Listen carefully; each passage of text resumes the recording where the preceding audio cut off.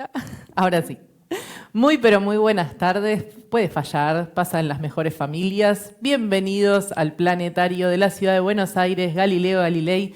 Muchísimas gracias por acompañarnos hoy en una jornada que para nosotros es realmente muy especial. Elegimos ponerla al día siguiente del Día Nacional de la Astronomía. Este día es en conmemoración a la fundación del primer observatorio de Argentina.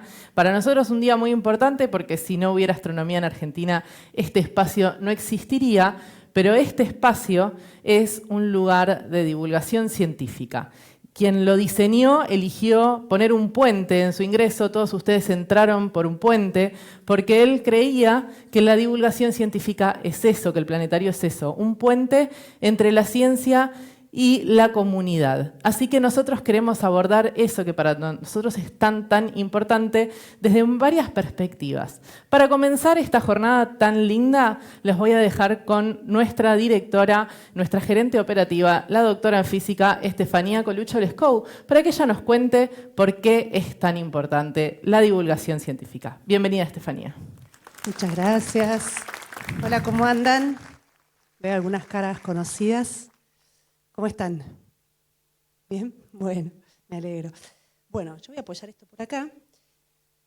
Yo en general no leo cuando hago alguna exposición o una charla o lo que sea, pero hoy me traje algo porque toda esta semana estuve pensando mucho en la divulgación científica y en este evento en particular, así que escribí algo y como no me lo voy a acordar de memoria, me pareció que podía, bueno, hacer una pseudo lectura. Está un poco raro, ¿se escucha bien? Porque, ¿ah? Va y viene, pero ¿estamos bien? Bien, buenísimo. Bueno, antes que nada, muchísimas gracias a todos por venir. Como bien decía Sol, ayer fue el Día Nacional de la Astronomía porque en 1871 se inauguró el Observatorio Nacional de Córdoba. Fue una iniciativa de Domingo Faustino Sarmiento, el presidente en ese momento, así que quedó asignado este día como el Día Nacional de la Astronomía.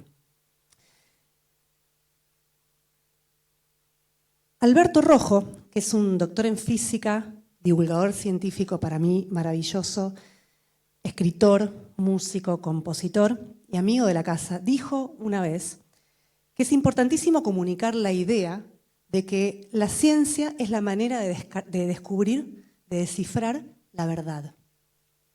Y hay que comunicar eso.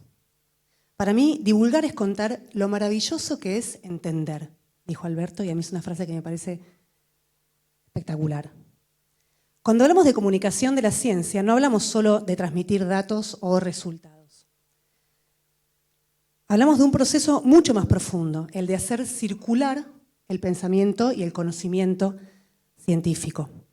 Hacer que sea parte de la vida cultural y social de una sociedad. Comunicar ciencia es construir puentes, como decía Sol, entre el mundo de la investigación y la sociedad. Es invitar a pensar, a preguntarse, a maravillarse. La verdadera fuerza de la divulgación, creo yo, es que no baja conocimiento desde arriba, sino que lo comparte horizontalmente, porque se trata de una conversación que está siempre abierta. Y en ese sentido, comunicar ciencia no es una tarea secundaria, sino que todo lo contrario, es una gran responsabilidad social. Porque una sociedad que comprende cómo se produce el conocimiento científico puede tomar decisiones más libres, más formadas y más justas. La ciencia necesita la comunicación tanto como de los laboratorios, de los telescopios, de la investigación. Porque el conocimiento que no se comparte, que no se pone en diálogo con la comunidad, termina en un saber, a mi parecer, incompleto.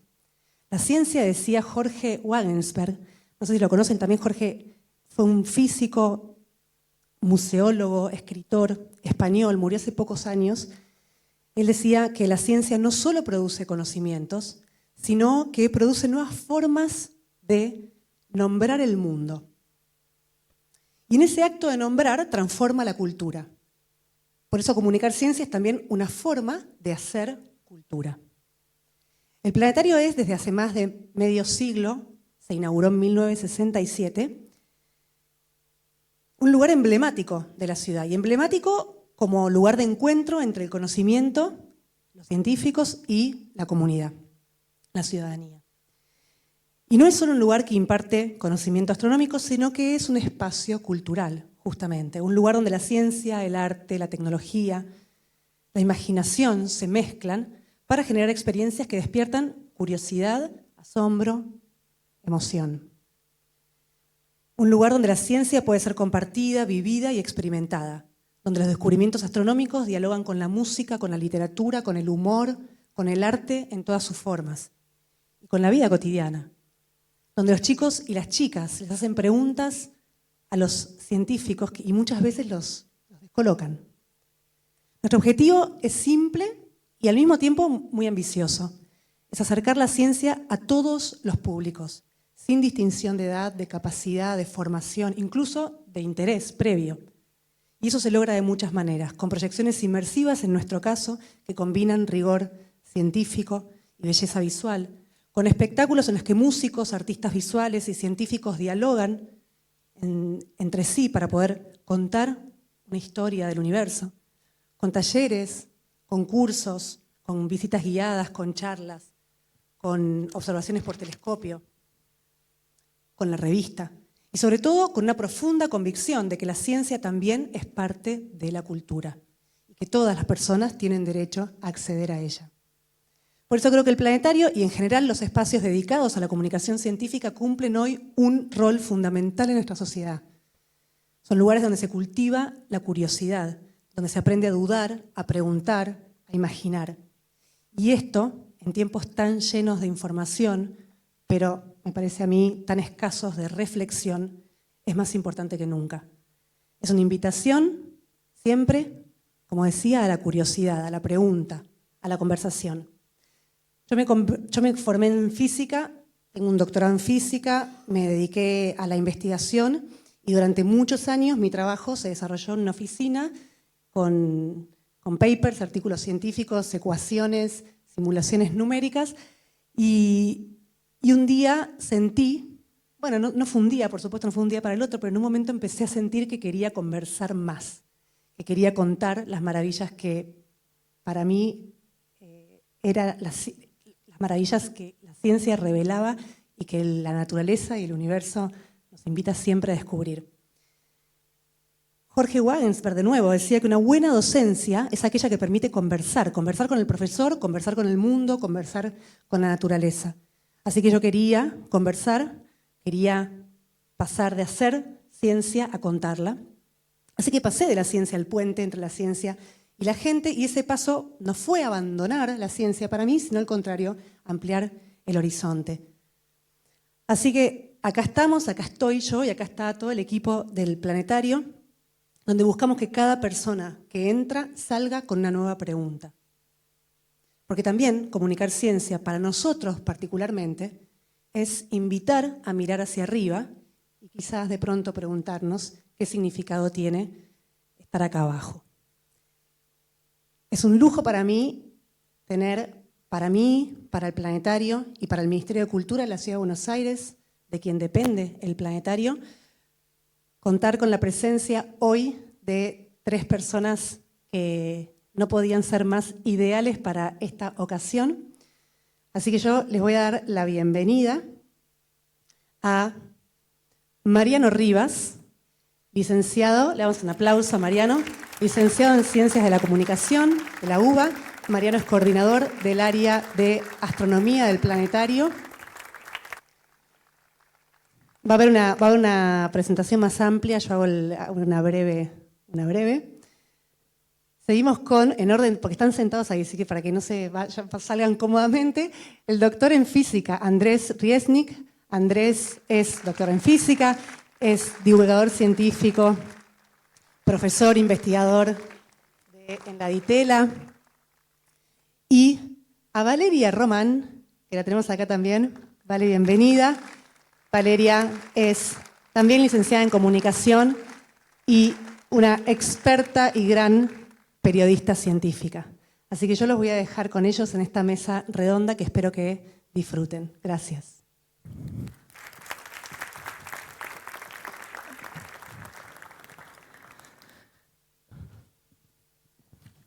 Bueno, me vuelven a ver a mí y es porque voy a ser un poco interlocutora hoy entre estas tres grandes personalidades que trajimos y lo que nos interesa un poco. Así que yo les voy a ir haciendo preguntas, les voy a ir compartiendo el micrófono. ¿Cómo están? Bienvenidos. Vamos a arrancar. Estefi un poco mencionó un poquito de una mini bio de cada una. Pero mi pregunta principal es, ustedes son tres personas muy destacadas hoy en lo que es el mundo de la comunicación científica en Argentina. Me gustaría que me cuenten un poco cómo llegan a este punto, cómo llegan a que nosotros elijamos hoy llamarlos a ustedes tres y no a otras personas, ¿no? Así que bueno, si les parece, Valeria, tenés el micrófono, así que podés arrancar. Te doy mira. Hola, ¿qué tal? Muchas gracias por la invitación. Un placer, un honor estar aquí con ustedes, con Andrés y con Mariano. Con Mariano fuimos compañeros en comunicación, así que todo un placer. Y bueno, ¿cómo llegamos? ¿Cómo llego? Creo que haciendo una respuesta muy corta, desde niña siempre me hice muchas preguntas. Era la niña que hacía preguntas incómodas que la mayoría de las maestras no tenían respuestas. Tuve la suerte de tener una madre maestra, que era maestra de ciencias naturales en algunos momentos y que me acompañó siempre para encontrar esas respuestas. Así que después llegué a comunicación de la UBA y después con el tiempo me fui especializando en periodismo científico. Y ahí encontré como que es mi vocación. Vivo de esto y bueno, vivo haciendo preguntas, respuestas, y parece como que fuera algo, bueno, es como un interés muy personal, pero en realidad tiene dos partes este trabajo, que es hacerse preguntas, encontrar las respuestas, y después tiene una parte muy emocionante que es tratar de compartirlas, y de tratar de compartirlas con un público masivo que se interese por lo que hago y que lea lo que hago, o que consuma lo que hago de la mejor manera y que haga con esa información algo. Así que esa es mi respuesta breve. Muy bien. Andrés, ¿querés sentarte, Valeria? Bueno, ¿qué tal? Uno siempre aprende cosas nuevas en este oficio y esto que estoy aprendiendo es cómo hablar en un escenario donde me gusta siempre mirar al público, ¿ves? Entonces, y encima tengo el desafío que no los puedo ver a todos porque me tengo que mover y además que no se me duerma. Con eso se lo nota cómodo, como a esta hora encima, pero bueno. ¿Cómo llegué a la divulgación científica? A ver, siempre fui amante. Soy de la generación que estudió. Espera, vamos a usar este mic, perdón, Soy de la generación que estudió física. Creo que la mitad de mis compañeros de física, cuando yo me preguntaba por qué hace física, te decían, no, por Carl Sagan, Cosmos. Y después, cuando éramos adolescentes, yo soy del 76, tengo 49. Cuando éramos adolescentes salió La breve historia del tiempo. Fue un bestseller mundial en todo el mundo de Stephen Hawking. Entonces, y somos la generación un poco que se creció en su adolescencia muy atravesados por la divulgación científica de la exploración espacial. Piensa que en el 69 el hombre llega a la Luna, en el 70, entonces en 1980 sale Cosmos, 10 años después, y después, ya a principios de este siglo, empieza la neurociencia y la genética a tomar mucho más relevancia en la divulgación científica, pero hasta ese momento era sobre todo exploración espacial y así me fui haciendo físico. Y después yo siempre me gustó mucho la magia, lo hacía como hobby o semi-profesionalmente a lo largo de mi carrera académica, hacía shows de magia. Mi primer profesor, para los más grandes que se acuerden, era Charlie Brown, el mago de Sábados de la Bondad. Entonces, de muy chiquitito yo hacía shows de magia. Y una vez en el 2008, vi en Estados Unidos un tipo que hacía Matemagia, que era una mezcla de ciencia y magia. Y a mí me encantó, averigué si antes si alguien lo hacía en Argentina, descubrí que nadie lo hacía en Latinoamérica, entonces empecé a practicarlo, empecé a hacerlo. Y de hecho, después de 5 años en Tecnópolis, un espectáculo llamado Matemagia, 4 funciones por semana, y hacía un espectáculo de 40 minutos sobre matemática y magia, y tenía como público de 50 a 900 estudiantes de todo el país. Y eso me dio mucha experiencia escénica de contar ciencia, una forma más lúdica y divertida.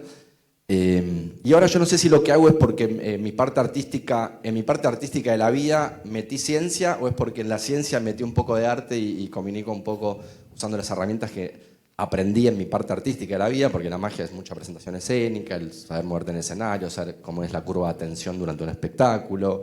Entonces, como que todo eso que yo aprendí con Charlie Brown y con todos mis maestros en las artes escénicas, porque la magia es un arte escénica, todo eso a mí me sirvió hoy en día y creo que fundamentalmente para comunicar. Y después no quiero dejar de mencionar, porque creo que fue mi gran influencia, fue mi abuela Lía. Mi abuela Lía era una gran... mi abuela Lía estudió letras. Después se dedicó a estar con mi abuelo. Mi abuelo era geólogo, un geólogo al que bastante conocido en el mundo científico, Amílcar Herrera, amigo de Sadowski, Barsaski, toda esa banda que pensó la política científica argentina en los 50, cuando la UBA... La facultad de la UBA en los 50 de matemática estaba entre las 4 más reconocidas del mundo. Fue la época dorada de la UBA cuando ganamos los premios Nobel, por ejemplo, Hussein, Leluarto, la época dorada de la UBA. Y mi abuela se dedicó, aunque fue la única estudiante mujer entre decenas de varones, porque en esa época entonces la peleó mucho en la vida en ese sentido, pero después tuvo 4 hijos y se dedicó un poco a la crianza de los hijos y a vivir con mi abuelo. Pero al final siempre escribía poesías, leía mucho, me recuerdo con ella verla leyendo, y a ella le gustaba escribir poesías. Mi abuelo, como regalo, y justo un poco antes de que... Él no sabía que ella iba a enfermar en breve, pero fue un año antes de que ella muera, le regaló la edición de sus poemas en forma de un libro que se llama Las esquinas del viento, que a mí me encanta, y donde se ve mucho cómo mi abuela, mezcla poesía y ciencia, porque se nota que a ella le gustaba la ciencia, que charlaba mucho con mi abuelo de ciencia, entonces tiene muchos poemas que mezclan esas dos cosas. Tiene hasta un micropoema que es: una hoja diminuta refleja todo el sol. Eso es un poema. Una hoja diminuta refleja todo el sol. Ese es un poema. Pero después tiene otros como: cuida tu cielo, recibido azul el día en que naciste y eras todo el universo. Cuídalo de las estrellas negras de la noche, los animales de presa, de las sombras sobre pantanos oscuros. Cuídalo de la vida, cuídalo de ti mismo. Fue tu regalo de nacimiento, tu dote de ser humano para poder vivir, tu participación de infinito. Cuídalo siempre, llévalo, manto luminoso y azul frente a la muerte, cuando vuelvas a ser el universo. Entonces hablaba mucho de universo, estrellas, cosmos, mi abuela en todos sus poemas, y siempre me marcó mucho esa impronta de ella de querer mezclar las diferentes pasiones que uno tiene en la vida y ver qué se logra con eso, ¿no? Y siento un poco que para mí la divulgación es un poco eso, tratar de mezclar esas mis grandes pasiones, que es la cosa más del arte, la comunicación, la magia, la sorpresa y el conocimiento científico. Venís bien, venís muy bien. Tu abuela estaría muy orgullosa. Mariano, ¿nos querés contar vos cómo llegás acá a ser hoy nuestro coordinador del área de divulgación científica del planetario? Entre otras cosas, ¿no? Sí, pero antes quería decir otra cosa. Primero quería decir que para mí es una enorme alegría estar acá parado, porque realmente uno está ahí abajo, o en los pisos de este maravilloso edificio, que es el templo de la astronomía argentina, al menos en cuanto a divulgación, que uno de muy chiquito vino a esta sala, estoy hablando de los años 70, cuando uno vino acá casi de jardín de infantes con la escuela, y bueno, quizás uno ni se imaginaba. Uno cuando era muy chiquito venía acá, esto parecía mucho más grande de lo que es. Esta cúpula tiene 22 metros, pero parecía de 50, te perdías. Y quizás ese niño ni se imaginaba que en 2025 va a estar parado acá. Gracias a muchas cosas, ¿no? Fundamentalmente cosas que me vinieron de afuera, no tanto propias, como la educación que se me ha dado. Y un poquito algo que decían ellos, ¿no? Que me parece que es totalmente representativo. Por un lado, fui orgulloso compañero de Valeria. Ella es mucho más joven, obviamente, hay que decirlo. Y también fui un gran y orgulloso compañero de Andrés en la Liga de la Ciencia. Con ella compartimos la UBA, nuestra universidad madre, que hay que defender siempre, dicho sea de paso. Y con Andrés estuvimos 7 años, junto a Eugenia también, en la TV pública, en un programa que fue tristemente levantado en 2023, llamado La Liga de la Ciencia, que de alguna manera fue el heredero de otro programa que se llamó Científicos e Industria Argentina con Adrián Paenza, que estuvo 13 años al aire. Entre ese programa y La Liga estuvimos 20. Y vos hablabas de Cosmos, que creo que fue un poco la médula. Hay mucha gente acá afín a la astronomía. Todos los que tienen alrededor de 25 mínimo, 30, 40 y ahí para arriba, fueron marcados por esa serie o ese libro, como lo quieran, porque una cosa lleva a la otra. Cosmos fue, aquí en Argentina lo vimos a principios de los 80, fue una serie y un libro extraordinario que marcó un antes y un después. Carl Sagan fue el gran democratizador del conocimiento astronómico. Hoy en día estamos acá valorando la divulgación científica, va a ser el eje de esta charla, pero en ese momento fue bastante criticado. Me acuerdo perfectamente por varias personas y como que había banalizado y hecho el conocimiento demasiado popular y accesible, ¿no? Abrir el juego en una época era mal visto. Hoy en día, en parte gracias a las enseñanzas de Carl Sagan y muchos otros, sabemos que es necesaria la divulgación científica, Del mismo modo que para que haya plantas o alimentos hay que hacer una serie de cosas antes, para que haya científicos hay que sembrar. Este es un lugar de siembra, ¿sí? Después, acá nos enteramos con los años que tal o cual científico o científica pasó acá alguna vez, y eso siempre justifica un poco la razón de ser de este lugar, ¿no? Así que bueno, no me quiero extender mucho más porque vamos a hablar después de... Sí, vamos a hablar largo y temas. tendido porque un poco como vos dijiste, Mariano, el eje es hablar de la divulgación científica, pero sí lo que les quiero contar es que nosotros elegimos traer a estas tres personalidades, porque estas tres personalidades que tenemos acá, con mucho honor, se dedican a esto, viven de esto, y esto es un trabajo. Y nosotros lo que queremos mostrar hoy es que ser divulgador científico, ser comunicador de la ciencia, que ahora vamos a hablar sobre la diferencia entre una cosa y la otra, es un trabajo, es una profesión. Se requiere estudio y capacitación, pero también se puede vivir de esto. Así que a todos aquellos que están un poco viendo qué es lo que les gustaría hacer de su vida, quiero que se lo lleven hoy como una inquietud, como una posibilidad de que sea su futuro, porque es hermoso. Y como dije recién, comunicación de la ciencia, dije divulgación científica, hay como ahí una serie de palabras que están en este universo. Me gustaría preguntarle a Valeria, que es quien en su formación se especializó, por ejemplo, en periodismo científico, ¿cuál es la diferencia, o cuál vos crees, Valeria, que es la diferencia entre la comunicación de la ciencia, la divulgación científica y el periodismo científico? Bueno, es una pregunta que tiene muchos papers, que es todo un debate, así que voy a tratar de... Desde el periodismo, cuando estudiamos periodismo, un poco uno aprende, uno se forma en que hay una ética periodística en la que uno tiene que ser como más distante de las fuentes, además de comunicar con veracidad, con rigurosidad, con claridad. Entonces, pero tiene que, uno de los principios que siempre se enseñan en las carreras de periodismo es esta cuestión de la independencia. Hoy en día, más allá del... Hoy en día en el periodismo en general es todo un debate de cuánta independencia tienen los y las periodistas, si se puede ser totalmente independiente. Entonces, pero bueno, no me voy a explayar.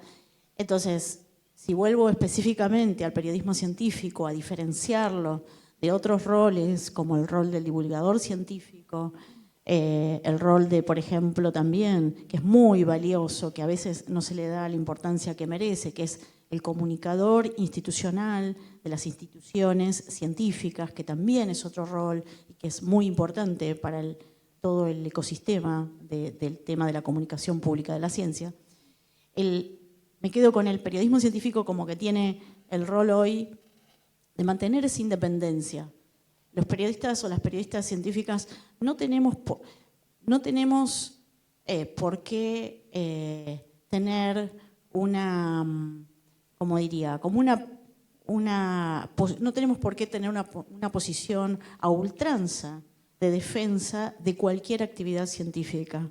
Como periodistas tenemos que tener una cierta, lo que dije, la independencia, la distancia de nuestras fuentes. Y no tenemos por qué, que está muy mal visto en el periodismo, cuando un periodista hace continuamente comentarios edulcorados, como diría, grandilocuentes, no sé, como constantemente de fuentes, de científicos, de la actividad científica en general, porque no es el periodismo riguroso, formal, que nos enseñan en las universidades. Desde otros roles, desde el rol del divulgador, del rol de comunicador institucional, de ciencia, desde otros roles dentro del ecosistema de lo que es comunicación pública de la ciencia, sí puede hacerse, porque está justificado. Una persona está en una institución y puede hacer divulgación y puede defender esa institución a ultranza. Y es lógico que lo vaya a hacer. Pero desde el periodismo nos queda principalmente, y de hecho yo cuando juré en la Universidad de Buenos Aires, cuando me recibí como licenciada en Ciencias de la Comunicación, yo juré por la buena información, por el derecho humano a la información. Entonces, mi compromiso hoy siempre ha sido con dar la mejor información siempre. Y eso implica no estar atado a ninguna fuente, a ningún laboratorio, a ninguna fuente de ni ONG, ni gobiernos, ni partidos políticos. Es toda una decisión en algún punto. Y igual esto me excede más el periodismo científico y es un tema de debate hoy en todo el periodismo, incluso a nivel mundial, ¿no? Porque en el fondo ¿podemos ser tan independientes? ¿Podemos decir todo lo que sabemos? ¿Podemos ser tan libres? Entonces, pero bueno, yo desde ese lugar distingo el periodismo científico. Seguramente ellos tienen otras perspectivas, válidas también, pero bueno, yo soy una súper defensora. A veces algunos colegas me dicen, vos sos activista del periodismo científico. Sí, lo soy. Entonces, pero bueno, pero eso. sí podemos decir que vos te considerás, no te consideras, pero sos periodista científica. Me gustaría saber, chicos, si me permiten que les diga así, chicos, ustedes, Gracias. ¿cómo se consideran? ¿Periodista científico, divulgador científico, comunicador de la ciencia? ¿Creen que hay una distinción? ¿Por qué hacen esta distinción también, no? Bueno, ¿arrancó? Bueno, antes me olvidé, por supuesto para mí también es un honor enorme estar primero en el planetario. Yo todavía recuerdo cuando probablemente hace 40 años atrás estuve sentado ahí y aterricé en la luna y no la podía creer, la sensación de estar realmente aterrizando en la luna. Y así que para mí es un honor. Es la primera vez que me subo en este escenario, así que también me parece hermoso. Y además con Valeria, que la leo hace décadas, perdón que de Chávez la edad, pero la leo hace décadas. Y bueno, y con Mariano, como dijo, tenemos una larga historia personal y de mucho cariño también, creo. Así que un placer enorme. Bueno, decía, no, yo periodista no, porque periodista es alguien que estudió comunicación, ¿no? Entonces yo me considero, igual lo hablo con mi psicóloga, no sé qué soy, pero diría que soy comunicador de la ciencia, docente, y yendo a tu pregunta, bueno, y haciendo honor a lo que decía Valeria de no edulcorar la realidad, se puede vivir de periodismo científico, pero a ver, decisión informada, no quiero desalentar a ningún joven, pero es bueno que sepan la realidad de que el gremio del periodismo, en general, no solo el gremio del periodismo científico, es un gremio muy negreado. Es difícil vivir el periodismo en la Argentina, en general del periodismo, y también del periodismo científico. No es como vivir la poesía, que también, si te gusta la poesía, adelante, amigo. Te aliento a que te trates de dedicar a eso en la vida. Sabé que es difícil, o sea, tomar una decisión informada. El periodismo es hermoso, pero es verdad que creo que son muy pocos los que realmente, los que pueden hacer mucha plata de periodismo son muy pocos, ¿no? O sea, a lo sumo viven bien, dignamente, la enorme mayoría. Pero bueno, por eso yo soy comunicador de la ciencia, pero yo vivo a hacer también comunicación de la ciencia, pero también de la docencia, Yo sin la docencia, mis ingresos vienen mitad y mitad, grosso modo. Entonces, nada, eso, como que creo que hay esta diferencia, creo que, y hasta después podemos discutir yo nunca me preocupé en sentarme a estudiarlo en profundidad, toda esta taxonomía de diferentes cosas dentro de la evaluación científica, pero en mi experiencia personal hay un claro rol diferente y es muy diferente un científico que comunica a un periodista científico. De hecho, excelentes científicos que comunicando son medio bodrio. Muchos no, diría la mayoría, porque no tienen el entrenamiento y tienen un comunicador de la ciencia. Yo siento que si me va bien es porque yo me entrené mucho en las artes escénicas.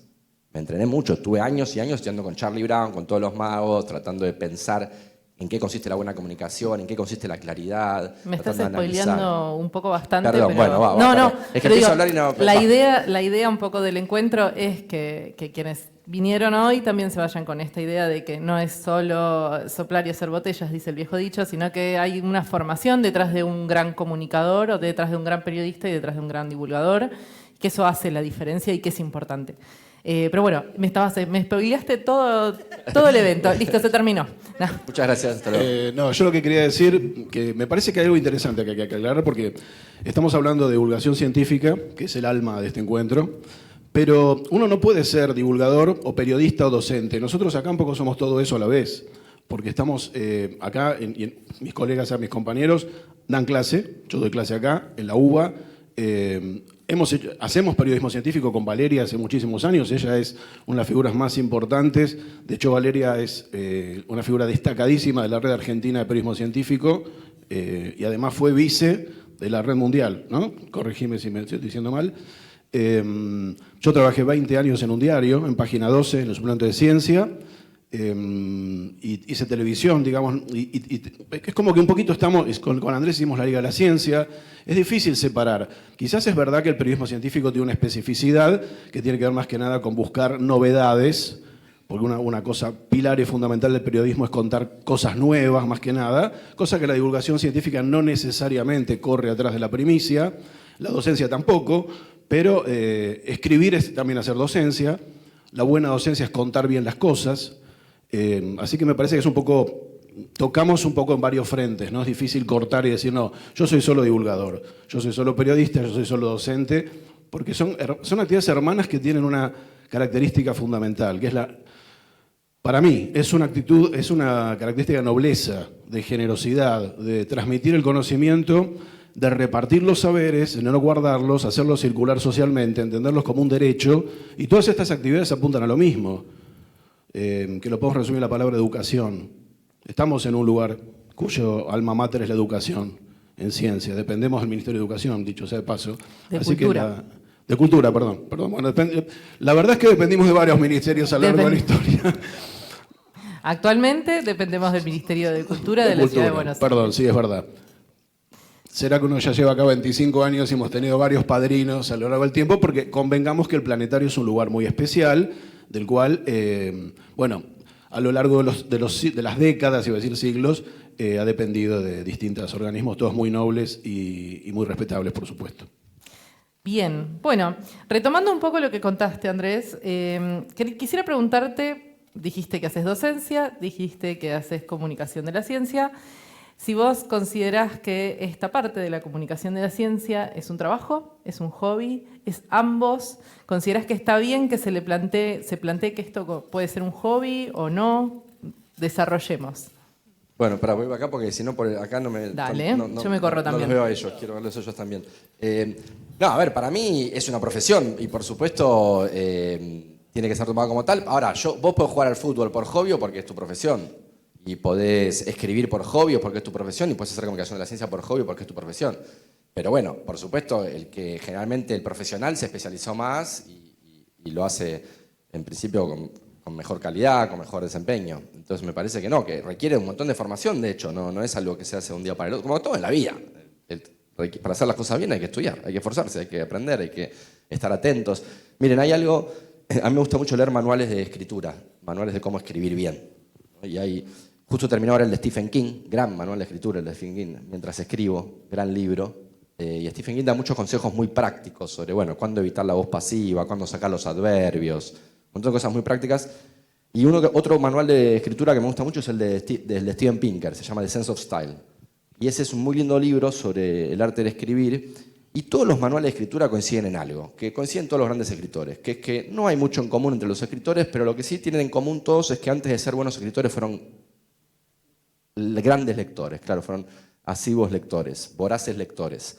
Y es lo que tienen en común todos los grandes escritores. Y no solo voraces lectores, sino lectores atentos a tratar de hacer algo de metacognición sobre lo que leían. Tipo, si algo me gustó, trato de entender por qué me gustó este párrafo. ¿Por qué me impactó tanto? ¿Qué tiene de especial este párrafo que me hizo llorar?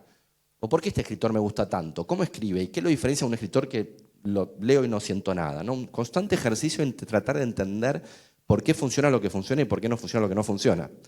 Y en ese sentido yo creo que todo gran comunicador de la ciencia, tal vez lo que tiene en común un profesional de la comunicación científica, de hecho, es que fue antes un gran consumidor de comunicación de la ciencia. Yo creo que todas las personas que yo conozco que hacen buena comunicación de la ciencia son personas que han consumido toda su vida buena comunicación de la ciencia. Entonces me parece que es tal vez lo que tienen más en común las personas que escriben bien y que comunican bien. Y para ser un buen comunicador, para ser un buen docente, hay que ser también un gran aprendiz, ¿no? En ese sentido. Yo como docente me interesa que los chicos estudien no para aprobar el examen, sino porque les encanta lo que les estoy enseñando. Trato de hacer eso, trato de contagiar esa pasión. Pero si quiero contagiar esa pasión, lo que quiero es contagiar cierta pasión por el conocimiento, quiero contagiar cierta pasión por la curiosidad, por entender las cosas. Y si yo no la tengo, ¿cómo la voy a contagiar?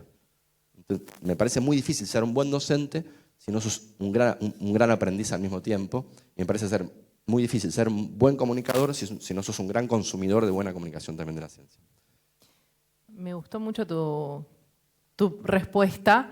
Yendo un poco más en profundidad, y esta es una pregunta para los tres, me gustaría que me digan cuáles son los mayores desafíos que ustedes encuentran a la hora de comunicar ciencia, dentro de los 3 perfiles que tienen cada uno, que son distintos y hacen actividades distintas, ¿no? Pero digo, dentro de estos 3 perfiles, ¿cuáles son esos desafíos que ustedes creen que se encuentran a la hora de comunicar ciencia? Arrancando por Valeria.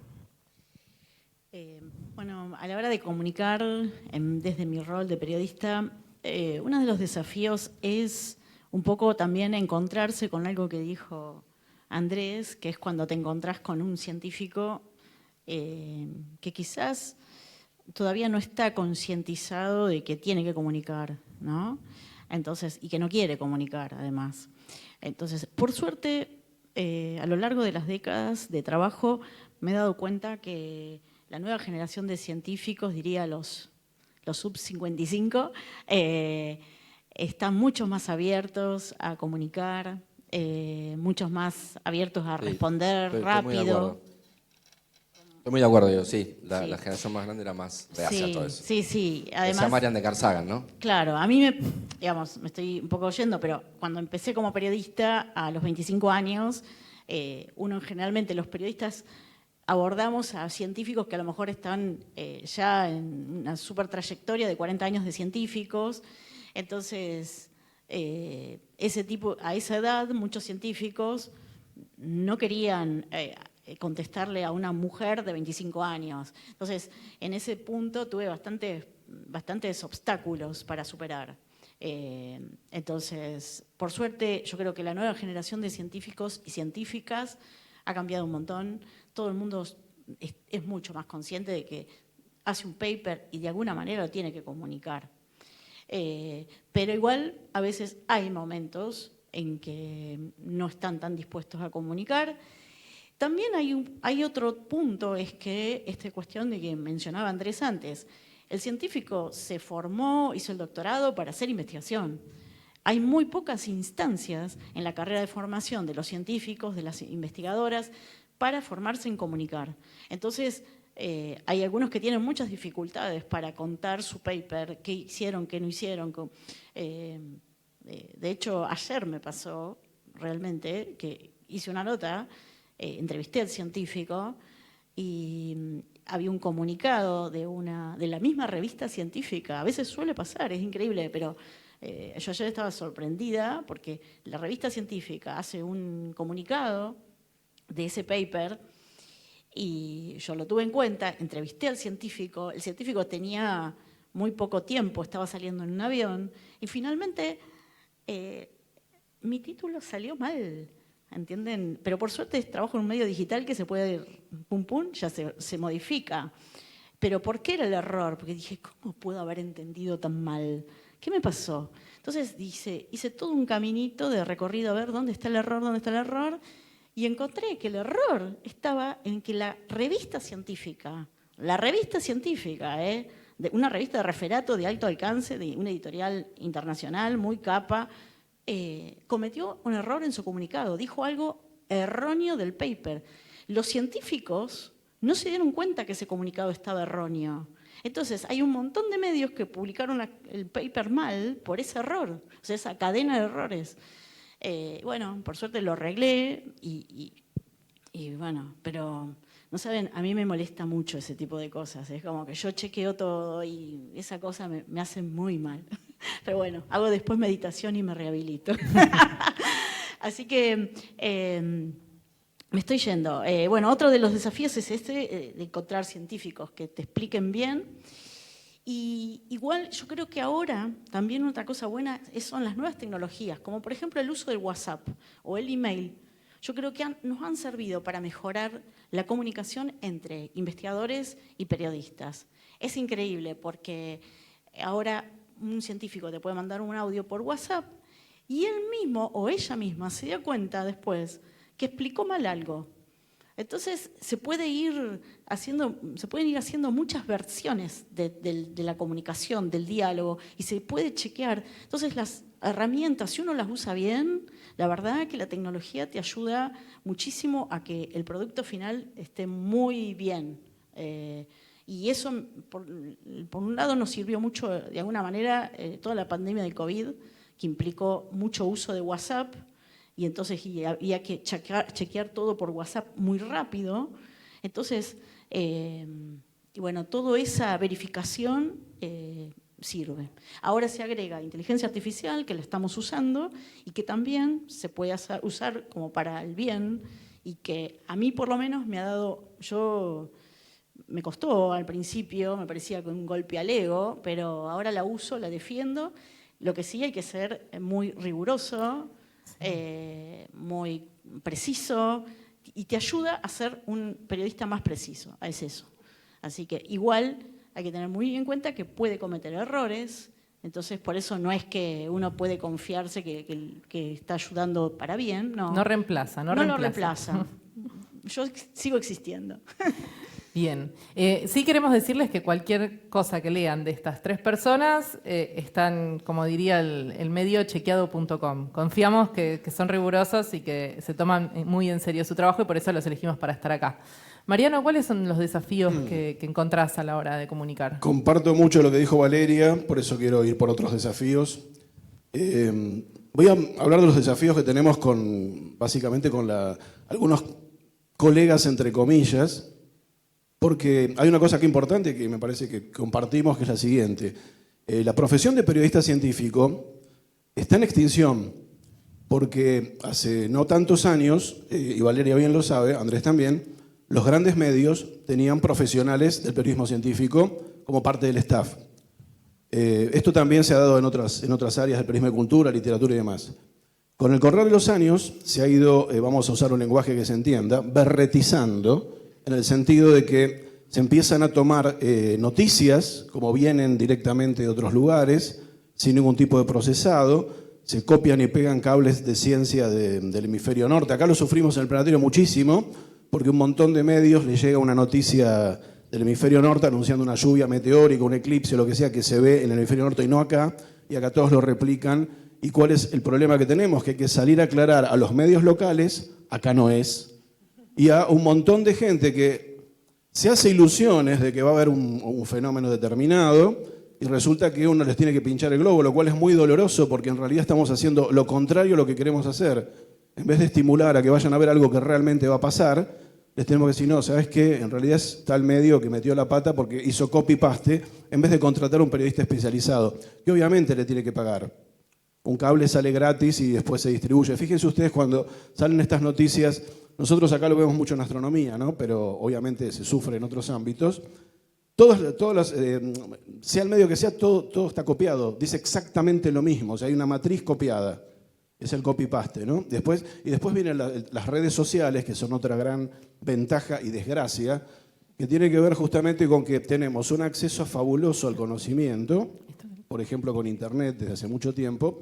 Tenemos en el celular todo lo que necesitamos para estar informados de cualquier cosa del mundo y sin embargo con esas herramientas increíbles estamos diciendo que tenemos un cometa que es una nave extraterrestre.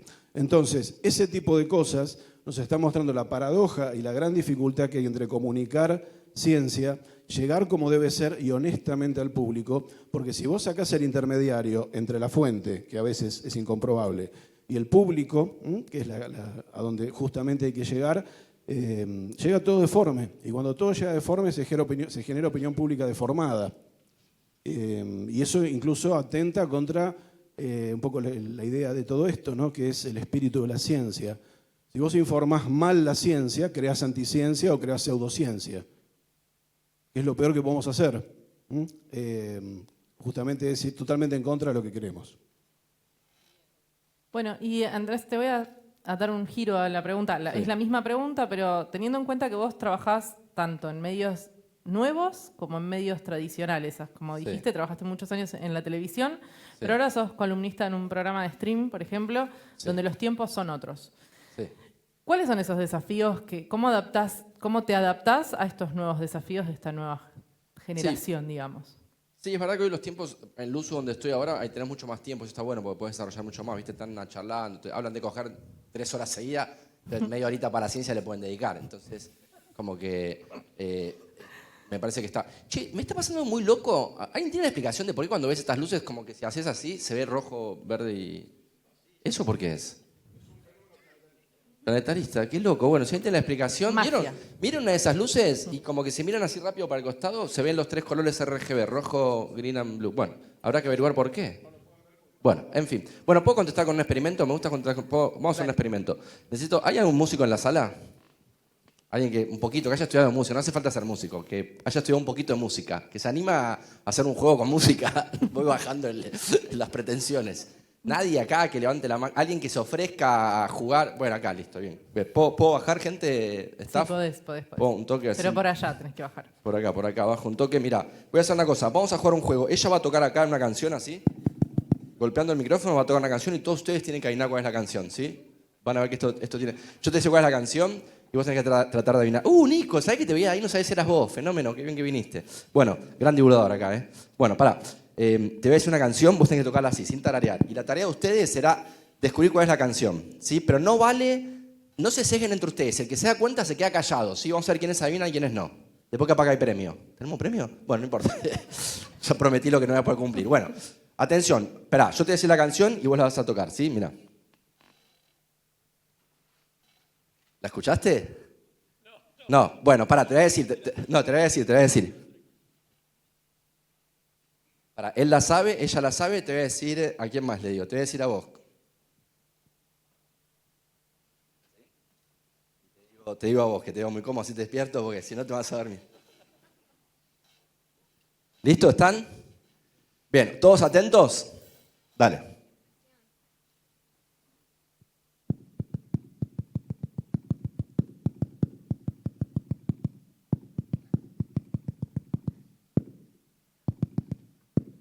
No había nada. Para mí estuvo muy bien. Pará. ¿Cuál pensás que es la probabilidad de que ellos adivinen? Todavía nadie diga nada. De cada 10, ¿cuántos van a haber adivinado?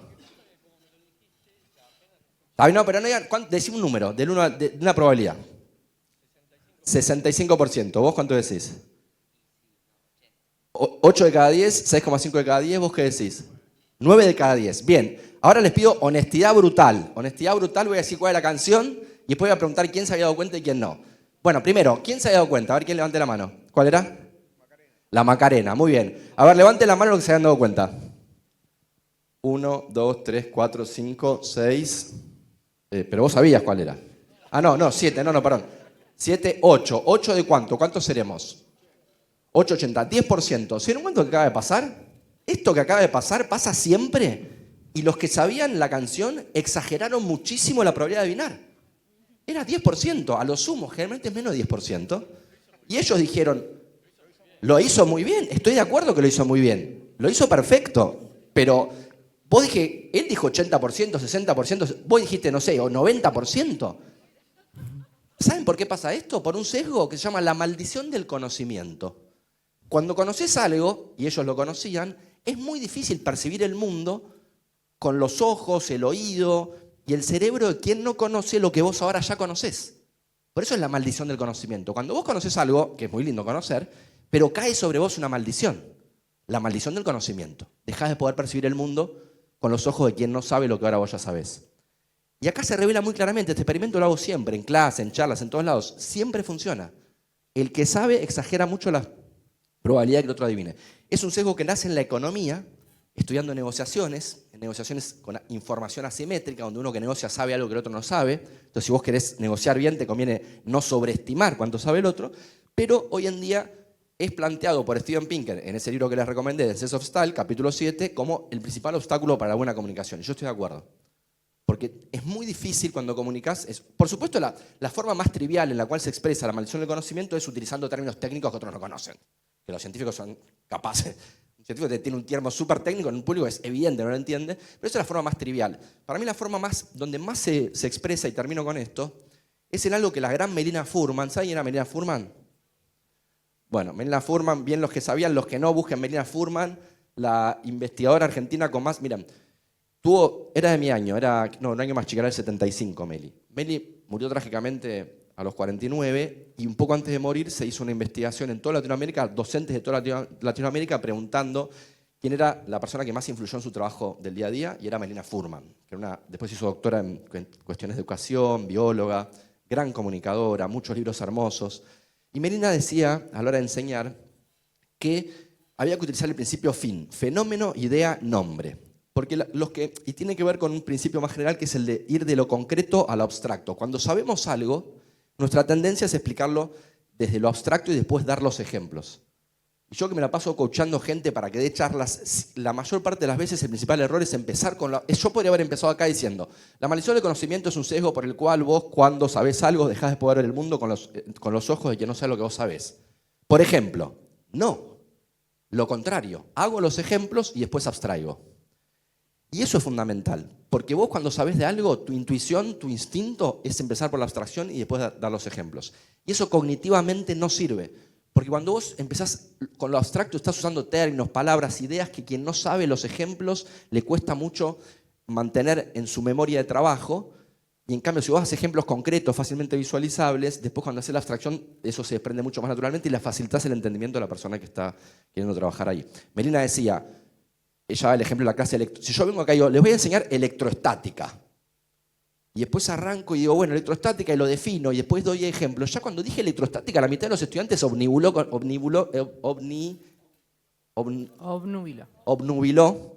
con la palabra. No, porque aparte no puedes evitar que tu mente vayas a la etemología, por ejemplo. ¿Para qué querrá decir electro? En cambio, si vos venís, yo lo hice varias veces como columna en medios, yo vengo y digo, miren qué pasa si froto esto acá. Ella decía al principio fenómeno, idea, nombre. El nombre al final. Miren qué pasa acá. Froto esta piedrita y mira, atrae cositas. Froto esta otra piedrita y no atrae cositas. Froto esta y atrae cositas. ¿Qué atrae? Todo tipo de cositas. Ah, mira, este es el fenómeno. ¿Cuál es la idea por detrás del fenómeno? Que hay ciertos materiales que si los froto atrae cositas. Y hay otros materiales que los froto y no atrae cositas. Esa es la idea. ¿Qué nombre tiene esto? Electroestática. Entonces vas de los fenómenos, del fenómeno, el ejemplo concreto y fácil de ver, de imaginar, de visualizar, a la abstracción. Creo que ese es el principal consejo para escapar a la maldición del conocimiento, aunque no hay forma de escapar. Y el otro gran consejo es feedback permanente. Si los buenos textos, hay pocos. Dicen que en las redacciones de los diarios cada tanto aparecía un periodista milagroso que todos sus artículos los escribía de un tirón y los mandaba a publicar. La enorme mayoría de los mortales no somos así, probablemente los que estamos acá no somos así. Hay que revisar las cosas, hay que dársela a otra gente, ver si están bien. No tenés como escapar de la maldición del conocimiento más que de recibir un feedback permanente de la gente y estar siempre atento a cómo mejorar, se entiende o no se entiende. Pulirlo varias veces, hacerlo varias veces, comunicarlo varias veces y a poquito vas dándote cuenta de cómo puedes escapar a la maldición de tu conocimiento.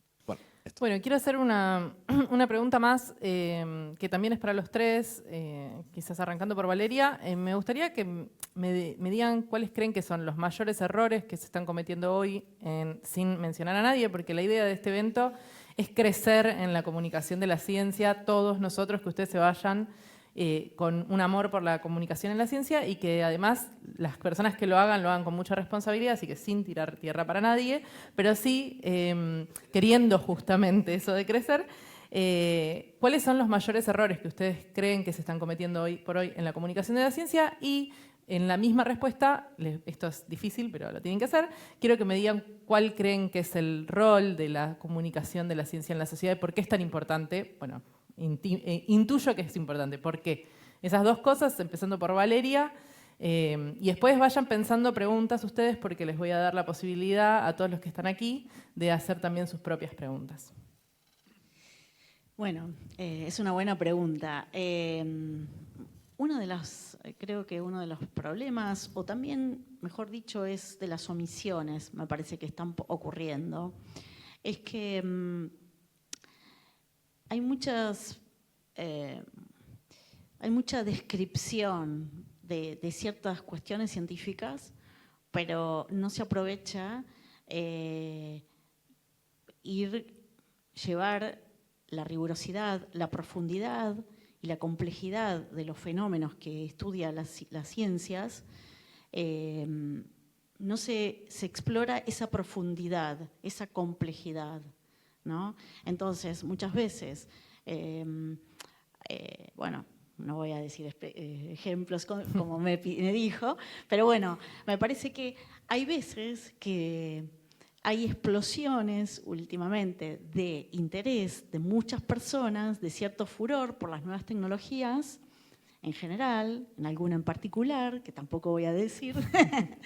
Pero bueno, el tema es que me parece que se está perdiendo la oportunidad de que, por un lado, se consiguen ciertas explosiones de interés masivo en ciertos temas científicos, en ciertas actividades científicas, pero se desaprovecha la oportunidad de decir, bueno, estamos viendo esto, estamos observando esto, pero ¿qué problema de fondo están viendo estos científicos o estas científicas? No es solo una oportunidad que pierde el divulgador o la divulgadora en particular, sino también los mismos científicos. Como que, por supuesto, quizás es un rol que tenemos que hacer, que nos queda a los que nos ocupamos del periodismo científico, quizás es un rol que tenemos que hacer, bueno, llevar, ya que aprovechemos esta masividad que obtuvo tal hecho científico, bueno, los periodistas hacemos eso. Yo lo vengo tratando de hacer, no sé si me sale, pero en varias oportunidades en estos años lo he tratado de hacer, de intentar, bueno, tal tema está consiguiendo la masividad, bueno, ¿de qué manera lo unimos a un montón de papers vinculados con ese fenómeno y hacemos que esos papers lleguen en este momento que ya tienen capturada la atención de la sociedad, ¿no? O de gran parte, no digo de todo. Pero bueno, ese es un tema que quizás puede ser una omisión hoy, un error hoy, no sé cómo llamarlo, cómo catalogarlo, pero también es una oportunidad para el futuro. Bueno, Mariano. ¿Errores primero? Sí, errores y bueno, rol. De vuelta, para no repetir lo que ella dijo, que también adhiero. ¿Cómo se nota que vienen de la misma formación, no? Si no estamos cantando la misma escuela. Parecemos el trío Los Panchos cantando la misma canción. ¿No? Perdón por el viejazo, ¿no? Pero de Police, algo un poco más. También es viejo, ¿no? Bueno. No, soy quisero y ya la gente me conoce. Sí, sí. No, Hermética lo banco, Riff también, todo el rock nacional. Bueno, pero no, todo bien. No, el rock and roll es una actitud de vida, además. Y tiene mucho que ver con la actitud, es una palabra que absolutamente tiene que ver con esto que estamos haciendo, ¿no? Por la actitud, cuando hacemos periodismo o lo que ustedes hagan en su vida, la actitud es fundamental. Sin actitud no hay nada. Como decía un viejo programa de FM que se llama la Heavy Rock and Pop, había un chaboncito que quería hacer heavy metal, iba a una tienda, se quería comprar todo y al final le decía, ¿me das un poco de actitud? No, la actitud no se vende, pibe. Puedes tener la campera, el pelo largo, todo lo que quieras, pero la actitud es tuya. La actitud básicamente la podemos resumir en las ganas de aprender, la curiosidad, el esfuerzo, no creer, como hoy pasa bastante, que uno se convierte en una figura destacada en cualquier disciplina en 2 minutos. Hay un poco una aceleración. Alejandro Dolina lo dice muy bien, ¿no? Todos quieren ser grandes cosas en poco tiempo, hay un desmérito del mérito y del esfuerzo, y la actitud tiene que ver con eso. Y creo que los errores en periodismo actual, básicamente, tienen que ver con entender la noticia como mercancía, fundamentalmente. Siempre la noticia fue una mercancía, porque los medios de comunicación son empresas.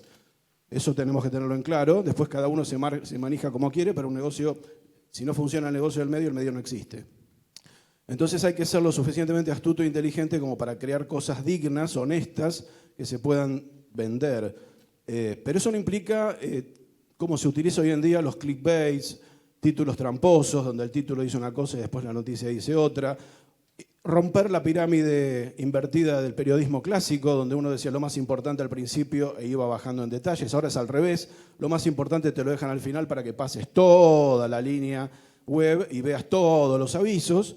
Entonces, me parece que es una degeneración del periodismo, ¿no? Y es una palabra suave. Es lo mismo que ustedes, no sé, vayan a una película y se la pasen al revés. No es así, no es así. Y hay que tratar entonces de ser un lector crítico. Lector es una palabra quizás un poco vieja. Ser exigente, si uno ve que una noticia es descaradamente falsa, hacer algo, no dejarla pasar y mucho menos replicarla, empezar a copiar, a compartir, porque después se dispersa como nafta, fuego y pólvora. Cuando ustedes vean, y esto siempre lo pedimos acá en el planetario, que les llega una fake de astronomía particularmente, como esto de la nave extraterrestre que es el cometa, no la repliquen, No la repliquen, traten de desmentirla, no bien les reciben. Y si no saben o están en duda, consulten a las fuentes. Ayer nos llegó acá, no vamos a decir, vamos a ser elegantes como Valeria, nos llegó 2 o 3 pedidos de un medio diciendo que la NASA había puesto un sistema de alarma mundial por la sonda extraterrestre que venía atrás del cometa o con el cometa. Y yo le dije al periodista, ¿la NASA dijo eso? Sí, la NASA, queremos hacer una entrevista. Todo rápido, como hacen ahora, ¿no? Y le digo, ¿vos probaste entrar a la web de la NASA? ¿Probaste chequear la fuente? NASA.gov, le digo. No es muy difícil de encontrar. Y se lo mandé porque se ve que le da mucho trabajo poner NASA.gov. Es un periodista de un medio radial. Fíjense, ¿no? Es como un cocinero te pregunte cómo se hace un huevo frito. Es lo mismo y se llaman periodistas. Quizás en otro ámbito de la vida son buenísimos, pero no te llames periodista. No, porque yo no nombré a nadie. Es anónimo, es ese momento para despacharse. Bueno, la cuestión es que obviamente el portal de la NASA no había alertado ningún alarma mundial para defensa planetaria del objeto misterioso que viene de fuera del sistema solar. Pero fíjense que si esa nota salía al aire y nosotros mínimamente no tratábamos de pararla, mucha gente iba a creer que realmente eso era cierto, que venía un objeto peligroso hacia la Tierra con características de nave alienígena y que si la NASA ponía un protocolo de defensa es porque nos podían venir a invadir y destruir, ¿no? Eso está bueno para películas de ciencia ficción, ¿sí? Pero no es periodismo, eso es un periodismo prostituido. ¿Sí? Perdón. Fuerte. Bueno, y para rapidito, muy rapidito y muy sintético, ¿por qué crees que es importante la comunicación de la ciencia en la sociedad? Por algo que dijimos muchas veces y que está muy emparentado con la periodismo, docencia, comunicación, enseñanza, todo lo que, digamos, ese paraguas tan noble que es la educación, es sembrar. O sea, nosotros hemos recibido un gift, un don, que ha sido haber sido educados en la primaria, en la secundaria, en el terciario, en la universidad, nuestros padres, nuestros amigos, todo, pero no somos gente que vino de la nada así y ahora somos unos genios que sabemos hacer las cosas, se lo debemos y eso es un acto que hay que hacer de devolución a la sociedad, ¿no? Hay que devolver lo que uno recibió y justamente la divulgación científica es repartir saberes.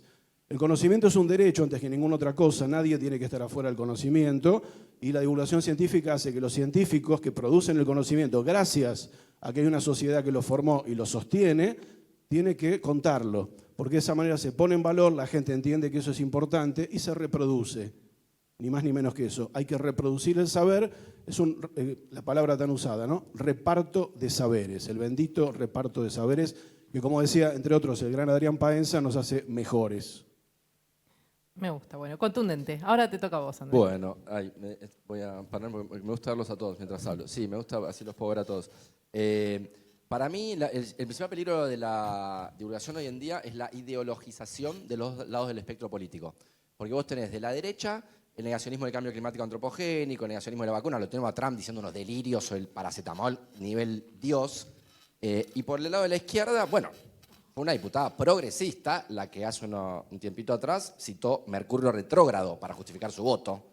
Ni hablar que yo, en la pelea que estoy dando actualmente, tiene que las facultades de ciencia de la educación en la Argentina, y lo digo sin pelos en la lengua, están dominadas en su mayoría por terraplanismo, donde no se alfabetiza como la ciencia sabe que hay que alfabetizar, y por culpa de eso muchos chicos quedan analfabetos. Y lamentablemente hay que decir, y digo lamentable porque yo soy progre, la defensa de esas ideas terraplanistas vienen fundamentalmente del progresismo, no solo del progresismo, pero del progresismo fundamentalmente, y solo una persona que no ve la realidad no puede negar que la astrología, por ejemplo, está teniendo un impacto muy grande en el progresismo. Entonces, digo, de los dos lados del espectro político distorsionan la ciencia para ponerla al servicio de su programa político. Y eso para mí es el principal peligro hoy en día. Tenemos que volver a las bases y por eso, y ahí a la respuesta segunda es, ¿por qué es importante? Porque el futuro de la humanidad depende de la racionalidad, de que abandonemos esta ideologización de la ciencia y volvamos a valorizar la racionalidad. Hay que hacer lo que funciona. A los chicos hay que alfabetizarlo de acuerdo a lo mejor lo que dice la ciencia. No a tu teoría ahí muy interesante y muy, en principio, bella sobre cómo los niños aprenden. ¿Aprenden o no aprenden? ¿Están alfabetizados o no? En primer grado un chico tiene que aprender a saber leer y escribir. El 95% de los chicos, inclusive en contexto de pobreza, puede aprender a leer y a escribir en primer grado. Si no aprendió, estamos haciendo las cosas mal. Es bastante simple la cuestión. Y si lo ideologizamos, es terrible, porque estamos generando sufrimientos enormes e innecesarios, y por eso me parece que es importante divulgar ciencia y contar la ciencia correctamente para que volvamos abrazar la racionalidad y dejar de lado nuestras diferencias políticas en esto. Después habrá cosas que está bien tener diferencias políticas, pero hay ciertas cosas como las vacunas, como los métodos de alfabetización, como el cambio climático antropogénico, que deberían ser simplemente basados en evidencia y no en ideología, ¿no?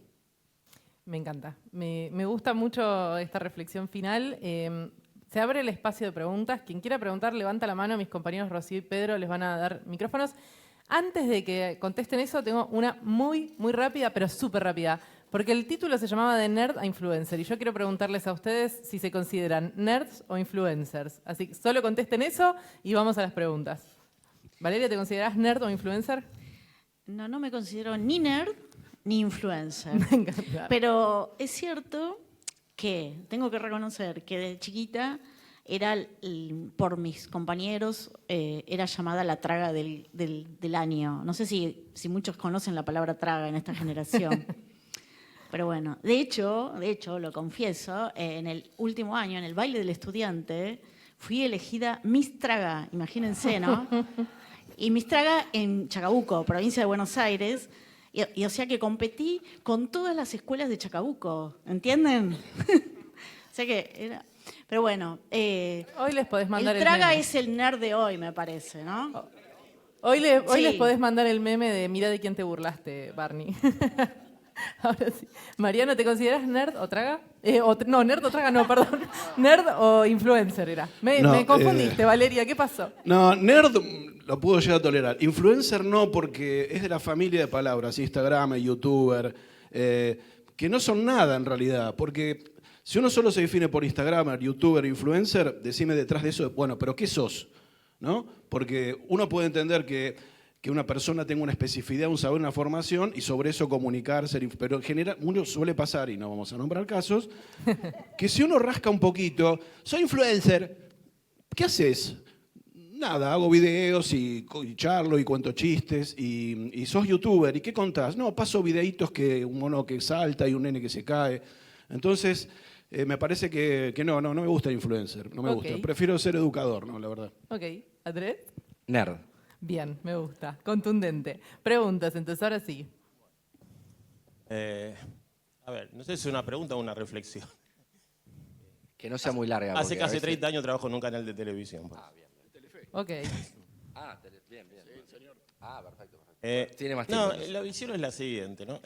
Cuando éramos chicos, los que somos grandes, la televisión todavía era un medio educativo y eso se fue perdiendo con los años. Con Internet también se desperdició para mí un enorme potencial educativo y con las redes sociales está pasando casi lo mismo, ¿no? Siempre digo que es peor informar mal que no informar. Yo creo que lo que se está haciendo es informar mal.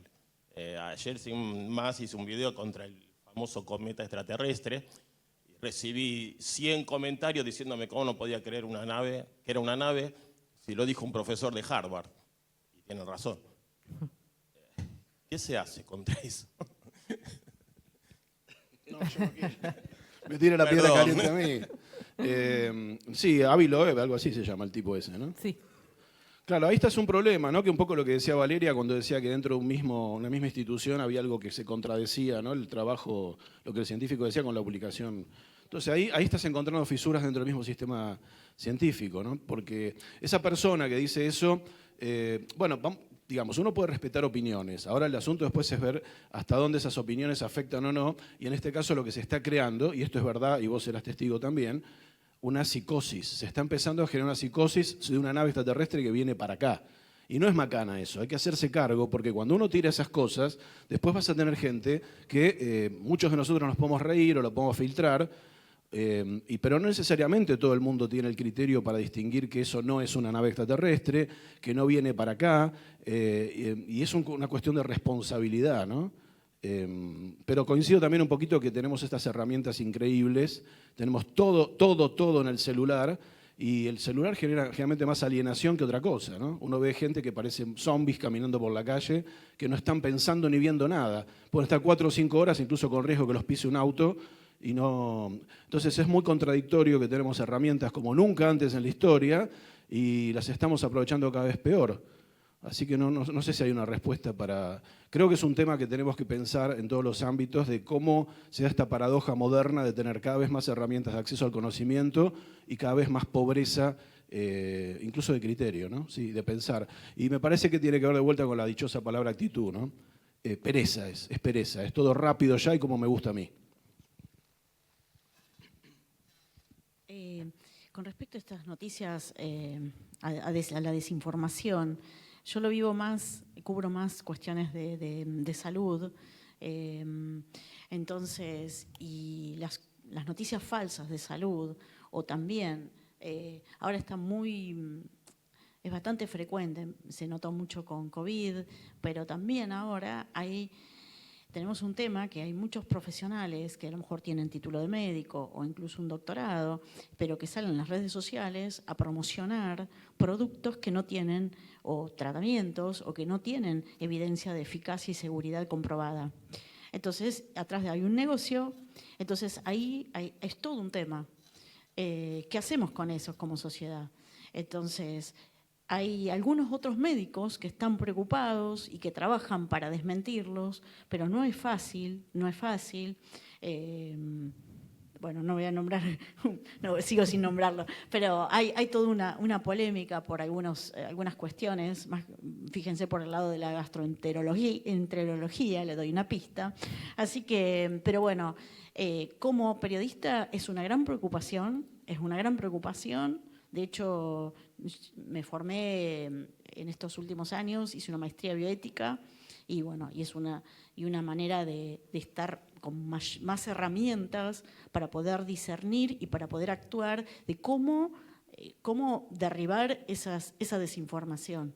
Porque hoy en día es muy complejo, no solo porque te llega a la gente un mensaje que es falso, sino porque muchas veces ese video está hecho por gente que tiene un título, como usted dice, el profesor de Harvard.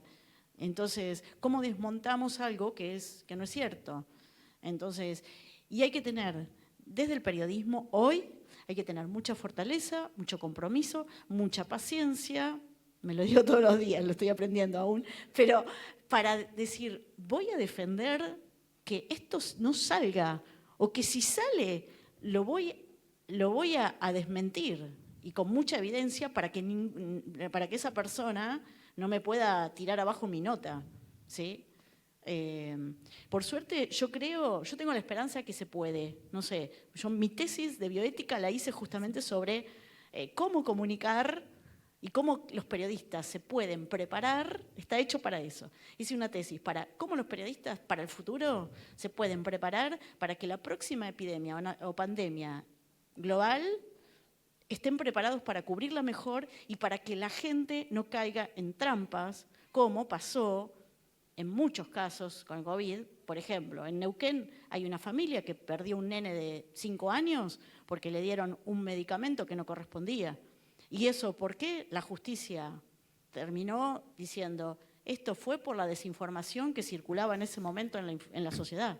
Lo dice explícitamente la justicia. Entonces, es un temón.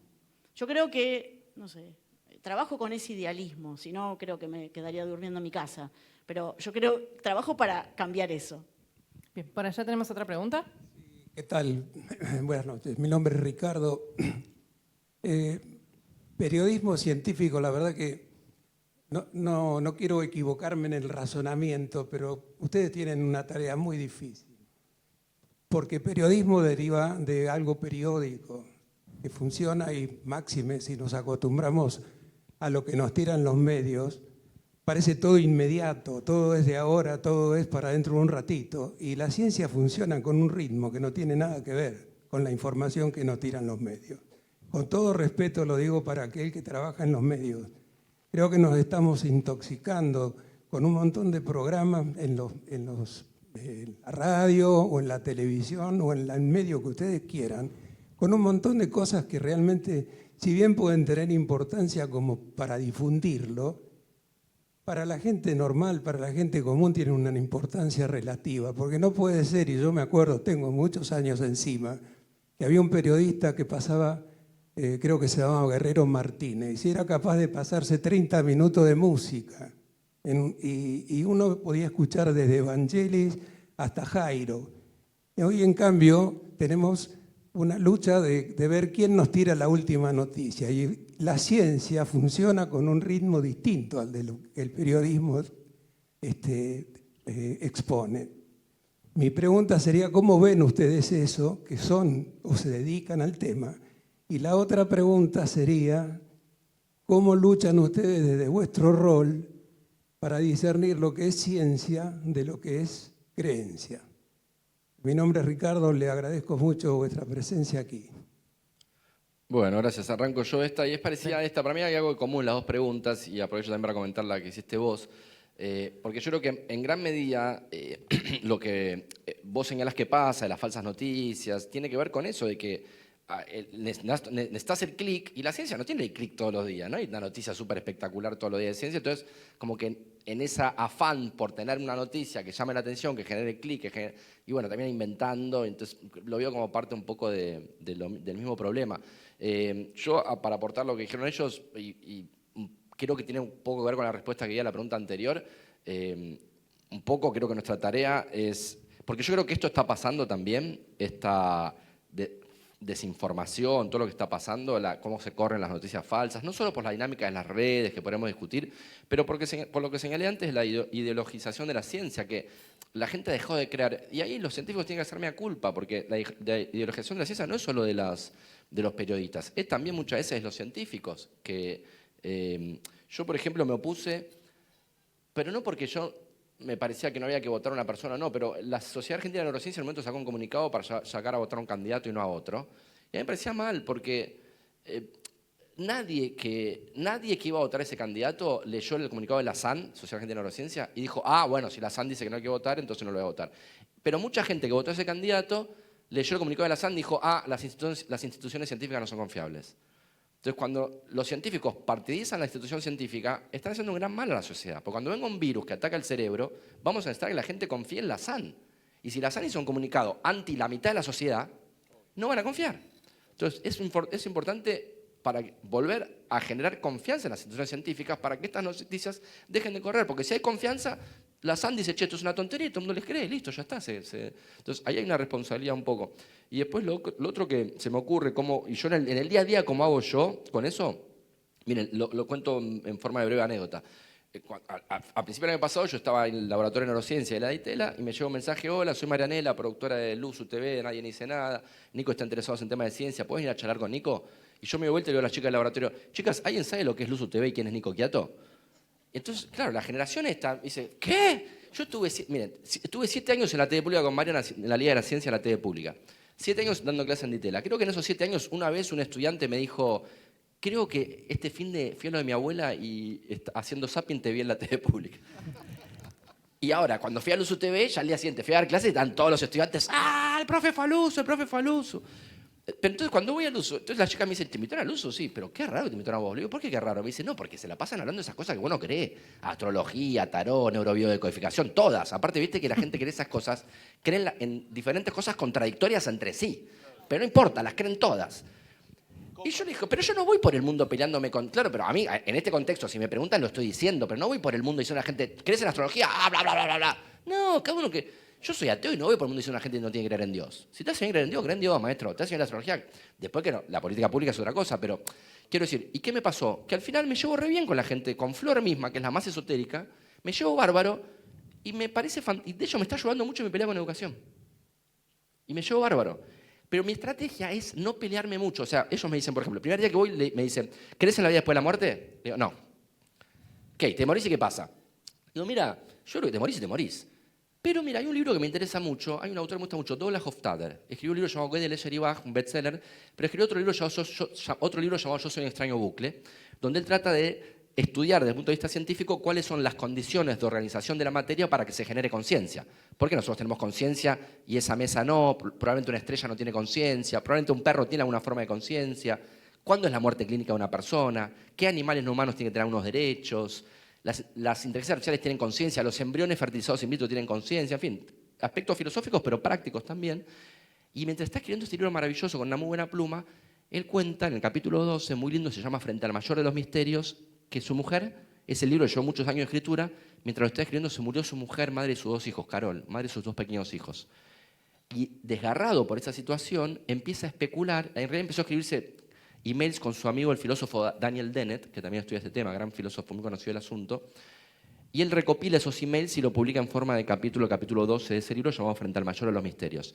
Y ahí él, con todo, y ves a un tipo tan íntegro como desesperado, tratando de encontrar respuestas a la pregunta de si él puede, con su mente científica, decir que Carol, su mujer, aún está testimoniando de alguna forma el crecimiento de sus bellas hijas a través de los ojos de él que todavía está vivo. Y él, especulando con esa idea, llega a la conclusión de que tal vez, y este es un gran tal vez, pero tal vez la conciencia de los seres humanos no emerge de un solo cerebro, sino que emerge de los cerebros de las personas con las cuales nos relacionamos y tenemos pensamientos en común y nos amamos y tenemos emociones parecidas. Entonces tal vez nos sobrevivimos en esas personas. Bueno, cuando terminé de contar sobre este libro, ya no querían volver a hablar sobre astrología o tarot, querían seguirme preguntando del libro. Entonces, como duplicar la apuesta. No te pongas a veces, te dicen, no, porque la personalidad astro, yo no le discuto. Obviamente tenemos 1000 argumentos para decir que la posición de Mercurio no influye en si sos más o menos extrovertido, pero va a ser mucho más efectivo tu transmisión de lo importante de estudiar estos temas rigurosamente si tenés un montón de data interesante para contar sobre qué nos hace extrovertidos o no. Ahí hay un montón de ciencia al respecto. Entonces siempre creo que la estrategia en el día a día mía es tratar de no confrontar, salvo, no sé, si me llaman al congreso, qué sé yo, pero en general en mi mundo de comunicación en stream, en canales de televisión, en Infobae, no es confrontar, sino tratar de como retrucar con algo más interesante todavía, porque digamos la verdad, la ciencia es 1000 veces más interesante que toda esta pedorrada pseudocientífica. Entonces, ¿por qué no usar que es mucho más interesante contando lo que tiene interesante la ciencia, ¿no? Bien, Steffi, tengo una fanática acá que me... ¿Alguien quiere decir algo de esto? Dale. El señor ahí preguntaba, me parece que el tema de creer y saber o creencias, como... No sé, sí. Mirá, acá hay una cosa que nosotros repetimos que no es algo ni siquiera nuestro, que es, una cosa es creer, otra cosa es saber. Y eso hay que tenerlo muy claro, porque uno puede creer que 7 por 7 es 90, pero uno sabe que 7 por 7 es 49. ¿Por qué? Porque lo estudió. Entonces siempre hay que... La creencia es una cosa y hasta es muy respetable, sobre todo cuando puede herir sensibilidades, pero no se puede poner en pie de igualdad creer con saber, porque si no todo da cualquier cosa. Imagínate que todos nosotros nos podemos debatir. Podemos debatir. Pero supónganse que acá somos más o menos 80, 90 personas y les pedimos la opinión a cada uno qué hacer si en este momento está por caer un asteroide acá en la cúpula. Y escuchamos 80 opiniones diferentes. Nos va a reventar el asteroide y vamos a salir sin nada. Saber es, bueno, hay que salir por la salida de emergencia. Tan simple como eso, y el camino más corto. Entonces, por ese lado, me parece que es muy clara la diferencia, porque vos podés ejemplificar qué es saber y qué es creer y que no vale lo mismo. Nunca vale lo mismo creer que saber, porque vos podés creer cualquier cosa, sobre todo cosas que no conocés, porque no estudiaste. Y no es ni bueno ni malo, porque nadie sabe todo de todo, pero cuando uno sabe mucho hay que respetarlo, porque a veces se pone en pie de igualdad la opinión de un médico con un curandero, y no es así. No es lo mismo un médico que estuvo 10 años estudiando, rompiéndose el alma, que un tipo que es un chanta que con un limón y una vela te quiere curar el cáncer. No es lo mismo. Vamos con una pregunta más para allá. Sí, yo quería hacer 2 preguntas. Primero,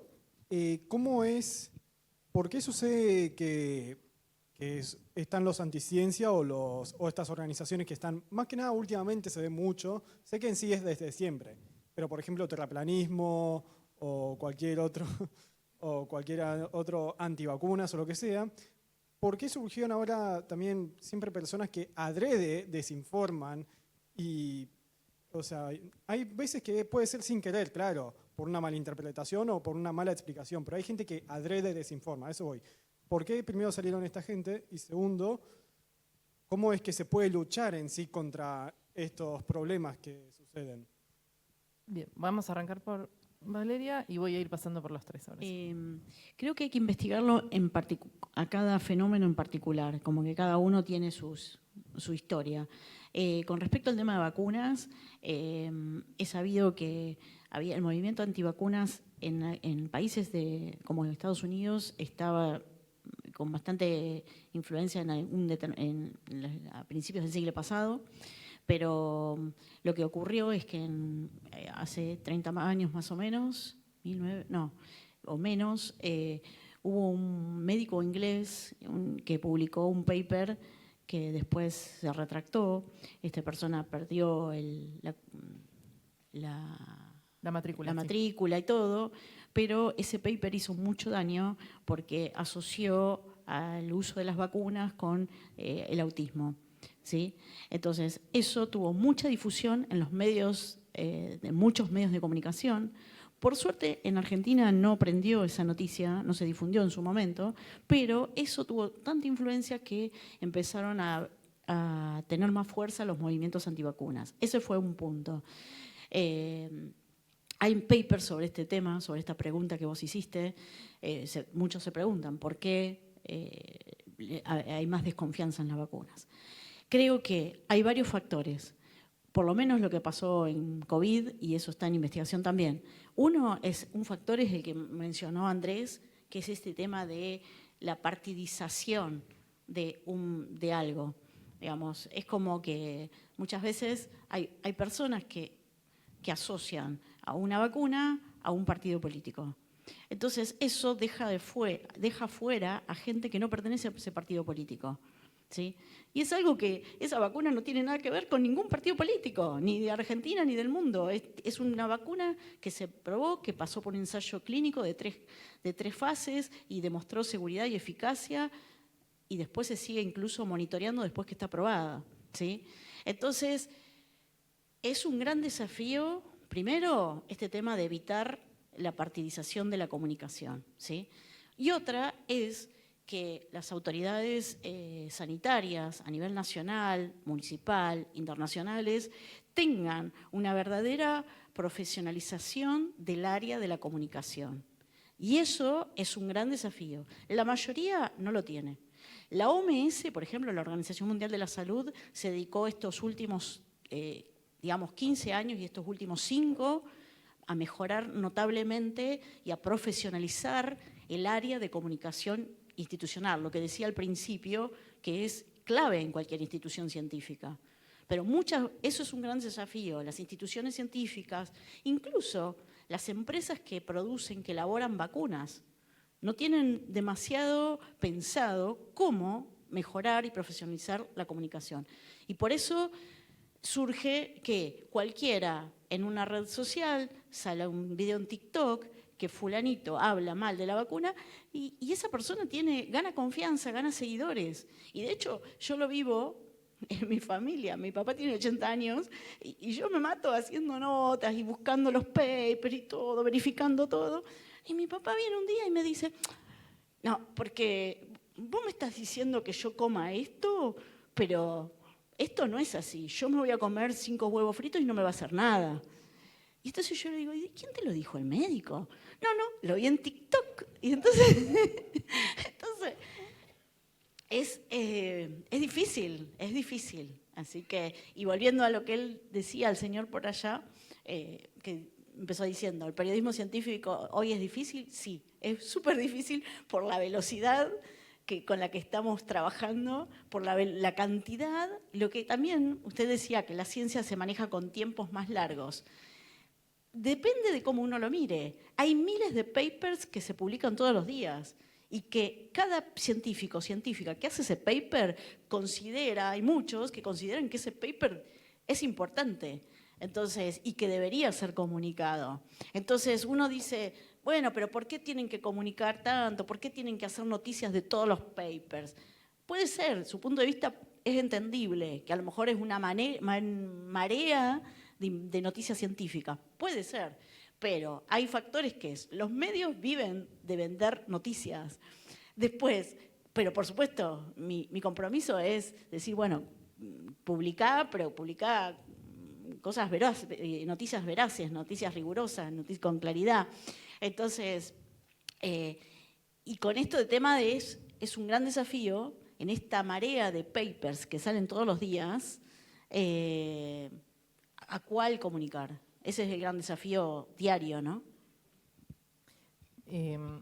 Voy a darte a vos, Andrés, Sí. igual también a Mariano, así que anda Sí. pensando. Pero, o bueno, si querés, Mariano, que es cortito, y dejo planteada una cosa para que contestes vos, Andrés, después. Sí, vos Primero Mariano. Mariano. Le contestamos los dos cortitos, no cortito. Pero sí les quiero decir una cosa para que agreguen, que es que hay una realidad que es que también del otro lado de todas estas cuestiones hay equipos de marketing que tienen mucha más plata que los equipos de ciencia. Entonces, eso no es ingenuo también y hay que tenerlo en cuenta, lamentablemente, ¿no? Digo, y por eso, ahora sí, sigan. No, cortito, lo que él apuntaba me parece muy interesante, que es un poco por explicar el auge de estas cosas, ¿no? Que circulan, estos disparates que circulan a gran escala, como el terraplanismo y otras aberraciones así. Primero porque son atractivas, ¿no? Son de ruptura y te plantean como que vos sos una especie de... Te han engañado toda la vida y en realidad hay esas cosas medio oscurantistas de que ahora te vamos a contar la verdad que el sistema educativo no te contó. Y la verdad que para cierto público, sobre todo juvenil o adolescente, está el espíritu, está la llama de la revolución o decir, sí, la verdad que yo me quiero ir en contra de esto y toda la vida me dijeron que la Tierra es esférica y Eratóstenes y qué sé yo, pero no, es plana porque... Está esa cosa, se juega con eso, es fácilmente vendible. Como es fácilmente vendible, eso reditúa económicamente. Posiblemente la misma persona que propone eso en YouTube o donde sea está comerciando, ni siquiera probablemente se lo crea, pero sabe que funciona. De hecho, uno de los personajes más afines a ese tema que es el terraplanismo cambió de rubro y ahora es negacionista de los dinosaurios. O sea que en realidad hicieron hace poco una protesta frente al Museo de Ciencias Naturales diciendo que los dinosaurios no existieron. Entonces, es una cuestión de viraje comercial rápido, ¿no? Decir, bueno, ¿funcionará esto? Después lo otro. ¿Cuál es el próximo disparate? A ver, bueno, que el sol es frío. Bueno, la próxima va a ser esa, que el sol es frío, que es chiquitito, que está acá arriba, etc. O sea, es comercio, es un poco lo que decíamos, el concepto de noticia como mercancía, que no está mal, pero vende algo bueno, vende un producto de calidad. Si vas a un restaurante, querés que te sirvan un buen plato, no una cosa toda podrida o fría. Entonces, podés vender, podés vivir de eso, y esto es una profesión, pero andá por la derecha. O sea, ten la actitud de ser honesto y vender buenas cosas y no marees a la gente con cosas de consumo fácil y deshonestas. ¿Va? Bueno, yo creo que es inseparable el fenómeno de las conspiranoias actuales, el florecimiento de las conspiranoias del fenómeno de Internet. Y tengo, creo que, razones teóricas y empíricas para afirmar esto. Teórica porque, pensá, si una de cada 500.000 personas cree en que la Tierra es plana, sin Internet antes, bueno, tenías gente, no te cruzabas en el mundo, tenía que, qué sé yo, no veías a otra gente pensar que la Tierra es plana y rápidamente decías, bueno, se ve que estoy fallando porque... Pero ahora, si uno de cada 500.000 personas piensa que la Tierra es plana, en Argentina hay 80, porque somos 40 millones, así que hay 80. Y esos 80 se encuentran rápidamente en Internet. Entonces, hoy en día, cualquier delirio que vos creas, en Internet puedes encontrar un grupo más o menos grande de gente que cree en tu mismo delirio. Entonces, es muy plausible la explicación de que hay en Internet, pero por otro lado también empíricamente, porque de todos los conspiranoicos, los más estudiados han sido los terraplanistas. Te recomiendo un libro que se llama Escaping the Rabbit Hole, de Mick West. Mick West, el tipo que analiza los videos del Pentágono, gran youtuber de los buenos. Sí. No, muy bueno, sí. A mí me ayudó mucho a analizar. ¿Vieron los videos del Pentágono que se hace unos años? Que había uno, yo decía, che, ¿cómo se explica esto? Menos mal que lo encontré a Mick West, que los explica ahora. Pero bueno, Mick West tiene un libro llamado Escaping the Rabbit Hole, donde él investiga cómo la gente entra a la conspiranoia y cómo sale la conspiranoia. El entrar es rápido. ¿Y saben cómo entra una persona a la conspiranoia? Me paro acá. ¿Cómo piensan que hay un fenómeno que ocurre cuando una persona, los terraplanistas, digo, cómo una persona empieza a creer que la Tierra es plana? Hay un evento que se repite en todos ellos. Sí, engañados, pero ¿cómo? ¿Qué es lo que hicieron durante un tiempo que los llevó a creer que la Tierra es plana? ¿Hubo algo que estuvieron haciendo? Sí, pero ¿cómo? Sí, son personas, sí, tienen propensiones a creer cosas raras. Pero hay algo que hicieron que les disparó a decir, ¡pa! La Tierra es plana. Algo que hicieron en su casa. ¿Qué hicieron? Googlear, casi, sí. ¿Y a dónde llegaron después de googlear? A videos de YouTube. Vieron videos de YouTube. O sea, vos agarrás un terraplanista y ves las frases que dice y sabés cada frase de qué video de YouTube la sacó. Un tipo que creía la Tierra es plana es porque se pasó de noche trasnochada mirando videos de YouTube.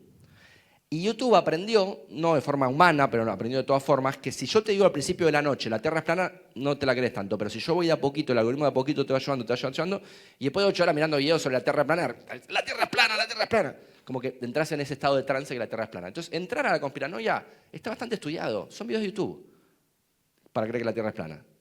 Ves videos de YouTube uno atrás de otro, se sabe cuáles son los videos más impactantes, y ese libro lo que tiene muy interesante es que el tipo se estudia a los que salieron de la... Por eso escapando el rabbit hole, ¿no? el agujero del conejo. Y salir es mucho más demorado. si tenés ciertas propensiones, rápidamente podés crear una teoría conspiranoica y después salís con mucho tiempo. ¿Y sabés cómo salís?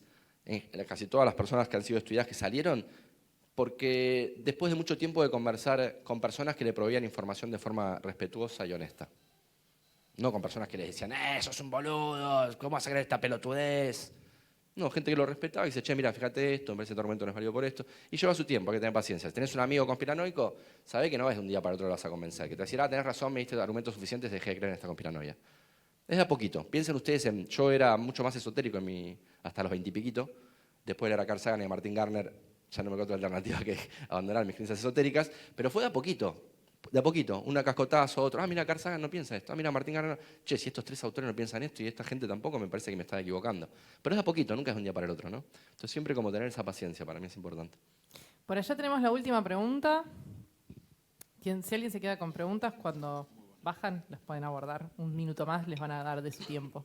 Pero acá tenemos tiempos que tenemos que respetar, sepan disculpar, sí. Por ahí estuve 15 minutos reformulando la pregunta que voy a hacer, así que va a salir lo que salga a partir de lo que iban diciendo.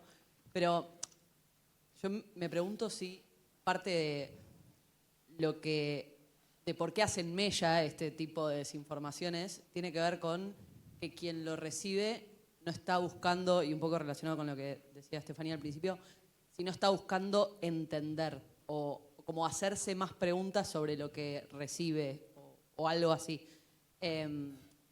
Si fuera así, ¿cómo se hace para, en lo micro, en el día a día, tratar de generar eso, despertar esa curiosidad o ese pensamiento crítico o esa mirada crítica en otra gente a nuestro alrededor? Como desde la divulgación, ¿cómo se puede tratar de sacar de ese lugar del creer y más en búsqueda del saber? Bueno, desde el periodismo, una de las estrategias es cuando salimos a desmentir algo, como por ejemplo las limpiezas intestinales que se promueven en las redes sociales, la estrategia es decir, bueno, ¿por qué esto es incorrecto? Pero qué daños, como también contar. Y también otro punto es cómo se sabe. ¿Cómo se sabe? ¿Cuál fue el proceso? ¿Cuál fue la metodología para saber eso? ¿Y cuál fue el resultado? ¿No? Contando el detrás de la ciencia. Porque me parece que hay un problema, teniendo en cuenta lo que dijo Estefanía y todo esto, de las conspiraciones y todo esto creer, es como que en general la gente dice, bueno, no, me dicen que la Tierra es plana, lo dijo YouTube, lo dijo TikTok, bla, bla, y ya me lo creo. Entonces, y no hay esa actitud de decir, a ver, me están diciendo esto, ¿qué herramientas tengo para salir a buscar si eso es realmente cierto? Entonces, es todo, para mí es cierto que hay que fortalecer mucho más la educación desde chicos y la educación, y por eso también, más allá de que es todo un debate, si los medios educan o informan, bueno, es todo un debate en las ciencias de la comunicación, pero sería bueno que más personas, más ciudadanos, tengan la capacidad para discernir que cuando les llega esa noticia, esa desinformación, puedan discernir y decir, no me como esto, no lo voy a consumir. O si les genera duda, bueno, ¿cómo hago para saber si esto es cierto o no, ¿no? Entonces, se está trabajando mucho. De hecho, hay una nueva disciplina que con el COVID se desarrolló un montón, que es se llama, ¿cómo era? Informology, no, ahora no me sale el nombre, pero es una disciplina específica que se concentra en los comportamientos de transmitir desinformación. O sea, es todo un campo en desarrollo de cómo podemos hacer para que la ciudadanía no consuma o sepa frenar o darse cuenta de que esto no es verdad, ¿no? Y no lo siga incluso transmitiendo, no lo siga comunicando. Chicos. Para complementar un poquito lo que decía Vale, mirá, hay una cosa que es distintiva del conocimiento científico a diferencia de formas de conocimiento más espurio, que es que el conocimiento científico explicita sus condiciones de producción. O sea, te pone a la vista las reglas de juego, el método, el proceder y las evidencias. ¿Sí? Por eso muchas veces cuando vos estás ante un conocimiento medio raro, exigile. Cuando alguien venga y te diga alguna cosa medio rara, decís, ¿de dónde lo sacaste? ¿Dónde están las evidencias? ¿Dónde está el fundamento? ¿Cuáles son las pruebas, las demostraciones? No es una cuestión de buena fe ni de ser bueno o malo, desconfiar. Hay que desconfiar. Carl Sagan siempre decía, tenemos que ser inquisidores en el mejor de los sentidos y ser escépticos. Como decía ella, no se puede comprar cualquier buzón. Y además hoy en día, y esto lo dijimos varias veces, tenemos todos los elementos a mano para con un mínimo esfuerzo rastrear el conocimiento. Son 2, 3, 4 minutos de la web, y si dicen TikTok, en YouTube y qué sé yo, bueno, fíjate a ver a quién nombran. Muchas veces ni siquiera nombran gente que exista, porque presuponen que vos no te vas a tomar ese trabajo. Y por eso lo toma solamente el 5 o 10% de los que lo ven y les sirve porque va a redituar al 90% de los que no chequean y ya cliquearon, compraron, no sé, el producto que está asociado al aviso. Entonces, por eso decíamos hace un ratito el tema de la actitud, de la cosa de ir a buscar, porque no es como antes que hace mucho tiempo, si no ibas a entrevistar a un periodista, a un científico, a una biblioteca hiperespecializada, bajarte un paper de science y traducirlo. Ahora realmente esas cosas las tenés al alcance de la mano, es muy fácil, es más fácil que nunca, tenés todo el conocimiento, todo. Ahí lo único que está esperando la razón de ser de las buenas cosas es que hagas algo, que tomes la actitud, la iniciativa de decir, a ver, voy a chequear por mí mismo, voy a aplicar mi criterio y no voy a comprar cualquier cosa, y mucho menos ante la duda reproducirla porque estás amplificando el problema. Bueno, eso, le paso a Andrés. Primero recontra estoy re de acuerdo, nunca atacar la idea, lo que hay que tratar de hacer es mostrar cómo los mecanismos a través de los cuales acreditamos veracidad a una información pueden estar fallando, como tratar de razonar juntos con esa persona, a ver, che, ¿por qué decís esto? ¿Qué evidencia tenés? ¿Dónde la sacaste? ¿En qué fuente confiás? Y me parece que lo haces de nuevo, si lo haces de forma cordial y respetuosa, vas a estar sembrando las semillas. Generalmente no te van a decir, tenés razón, cambié de opinión, eso no va a pasar, pero si vos se lo decís de forma cortés y respetuosa y le pasás información relevante al debate, de a poquito se lo va a ir trabajando. Y a mí me ha pasado muchas veces que una persona debate conmigo, me da la sensación de que no le entró una sola bala, pero a los 3 días viene y me dice, che, lo estuve pensando y bla, bla. Entonces, como que siempre tratar de pasar información de forma cordial y respetuosa, no tanto refutando la idea que él está defendiendo, sino los mecanismos a través de los cuales él acreditó relevancia o veracidad a esa información. Y por último, me gustaría comentar que yo creo que igual hay como justamente de los lados de la sociedad, ¿qué pasa? La sociedad está más polarizada que nunca. Y los dos lados están convencidos que del otro lado son delirantes, terraplanistas y lo que sea. Y yo creo que tiene que ver con que la gente es mucho menos ingenua o mucho menos fácil de engañar a lo que creemos, porque las personas siempre justifican que la otra mitad votó como votó porque las personas son ingenuas y fácil de engañar. Y hay un libro muy lindo que les recomiendo, que se llama, de un científico francés que me gusta mucho, Hugo Mercier se llama él. Hugo Mercier publicó un libro llamado Not Born Yesterday, donde debate esta idea de que somos fácilmente engañables. Por el contrario, muestra que tenemos, inclusive de nacimiento, los bebés humanos, ciertos mecanismos muy robustos para tratar de ver en qué fuentes confiar. Porque la verdad es que todos nosotros, la enorme mayoría de las informaciones en las que creemos que son verdad porque nos lo dijo alguien, porque tenemos fuentes en las cuales confiamos. Y todo el tiempo estamos, consciente o inconscientemente, verificando fuentes para ver si son confiables o no, para saber en qué creer o no. Y está bien que sea así, no podemos saber de todo. Y en ese sentido, encontrar fuentes confiables es que vuelvo al problema de la confianza en las instituciones científicas. Y ahí es donde digo que los científicos tienen que hacer un gran mea culpa de cómo se han politizado las instituciones científicas.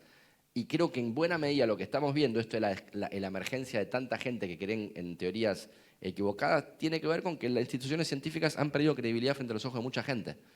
Entonces es importante que vuelvan a esa actividad, que se desideologice, que se despartidice las instituciones científicas para que las personas vuelvan a tener más confianza y dejen de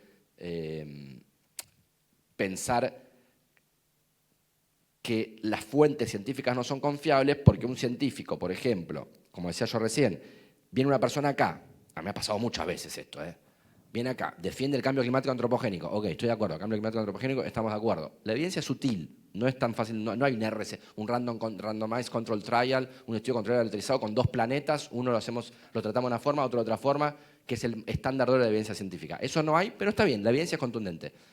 Pero en educación la evidencia es más contundente todavía, porque tenemos estudios controlados y aleatorizados mostrando qué método funciona, y en psicología también, por ejemplo. Y esa misma persona que te defiende con un accidente ese cambio climático antropogénico, después viene y te dice cosas absurdas sobre la educación o sobre la psicología y el psicoanálisis, y la envidia del pene y el complejo de castración. Y entonces esa persona no confía, dice, che, pará, este era el científico que decía cambio climático antropogénico y ahora me está hablando de la envidia del pene. ¿De qué me estás hablando? Entonces digo, ahí para mí hay una mea culpa muy grande de las cuestiones científicas y en parte creo yo que el futuro dependerá de que los científicos perciban que esto está ocurriendo y puedan cambiar esa postura. Creo yo, en mi humilde opinión. Un detallecito que quiere agregar Valeria y Estefi quiere decirnos.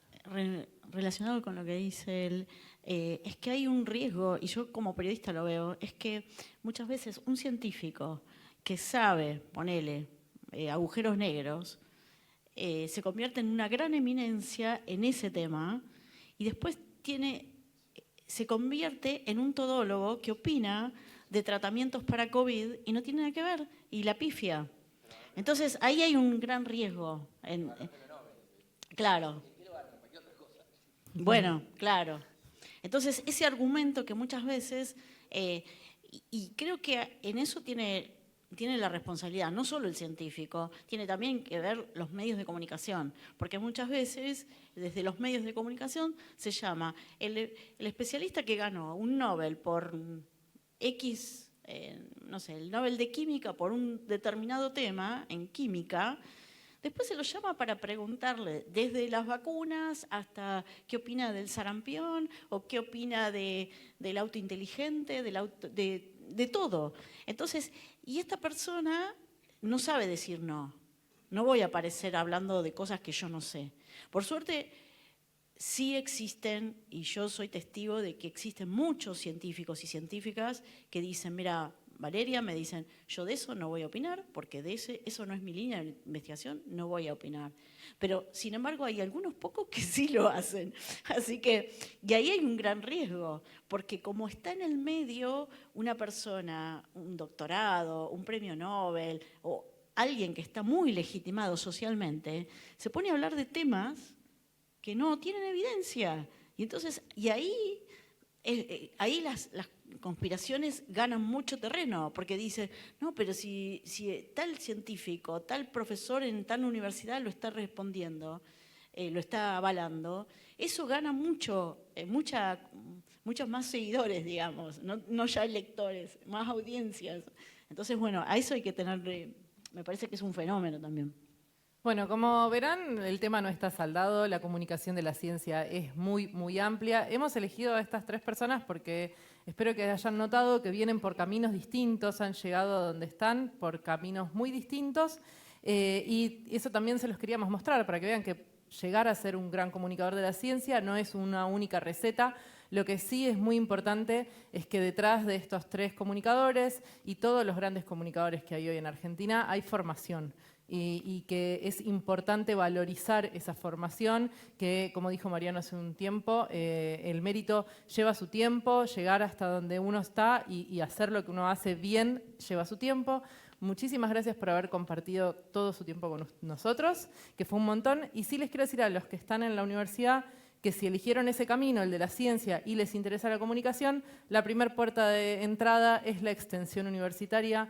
Encuéntrenla, vayan a buscarla porque es muy linda y si ese es el camino que eligieron, vayan por ahí. Bueno, ahora sí les voy a pedir un muy, muy fuerte aplauso para estas 3 grandes personas.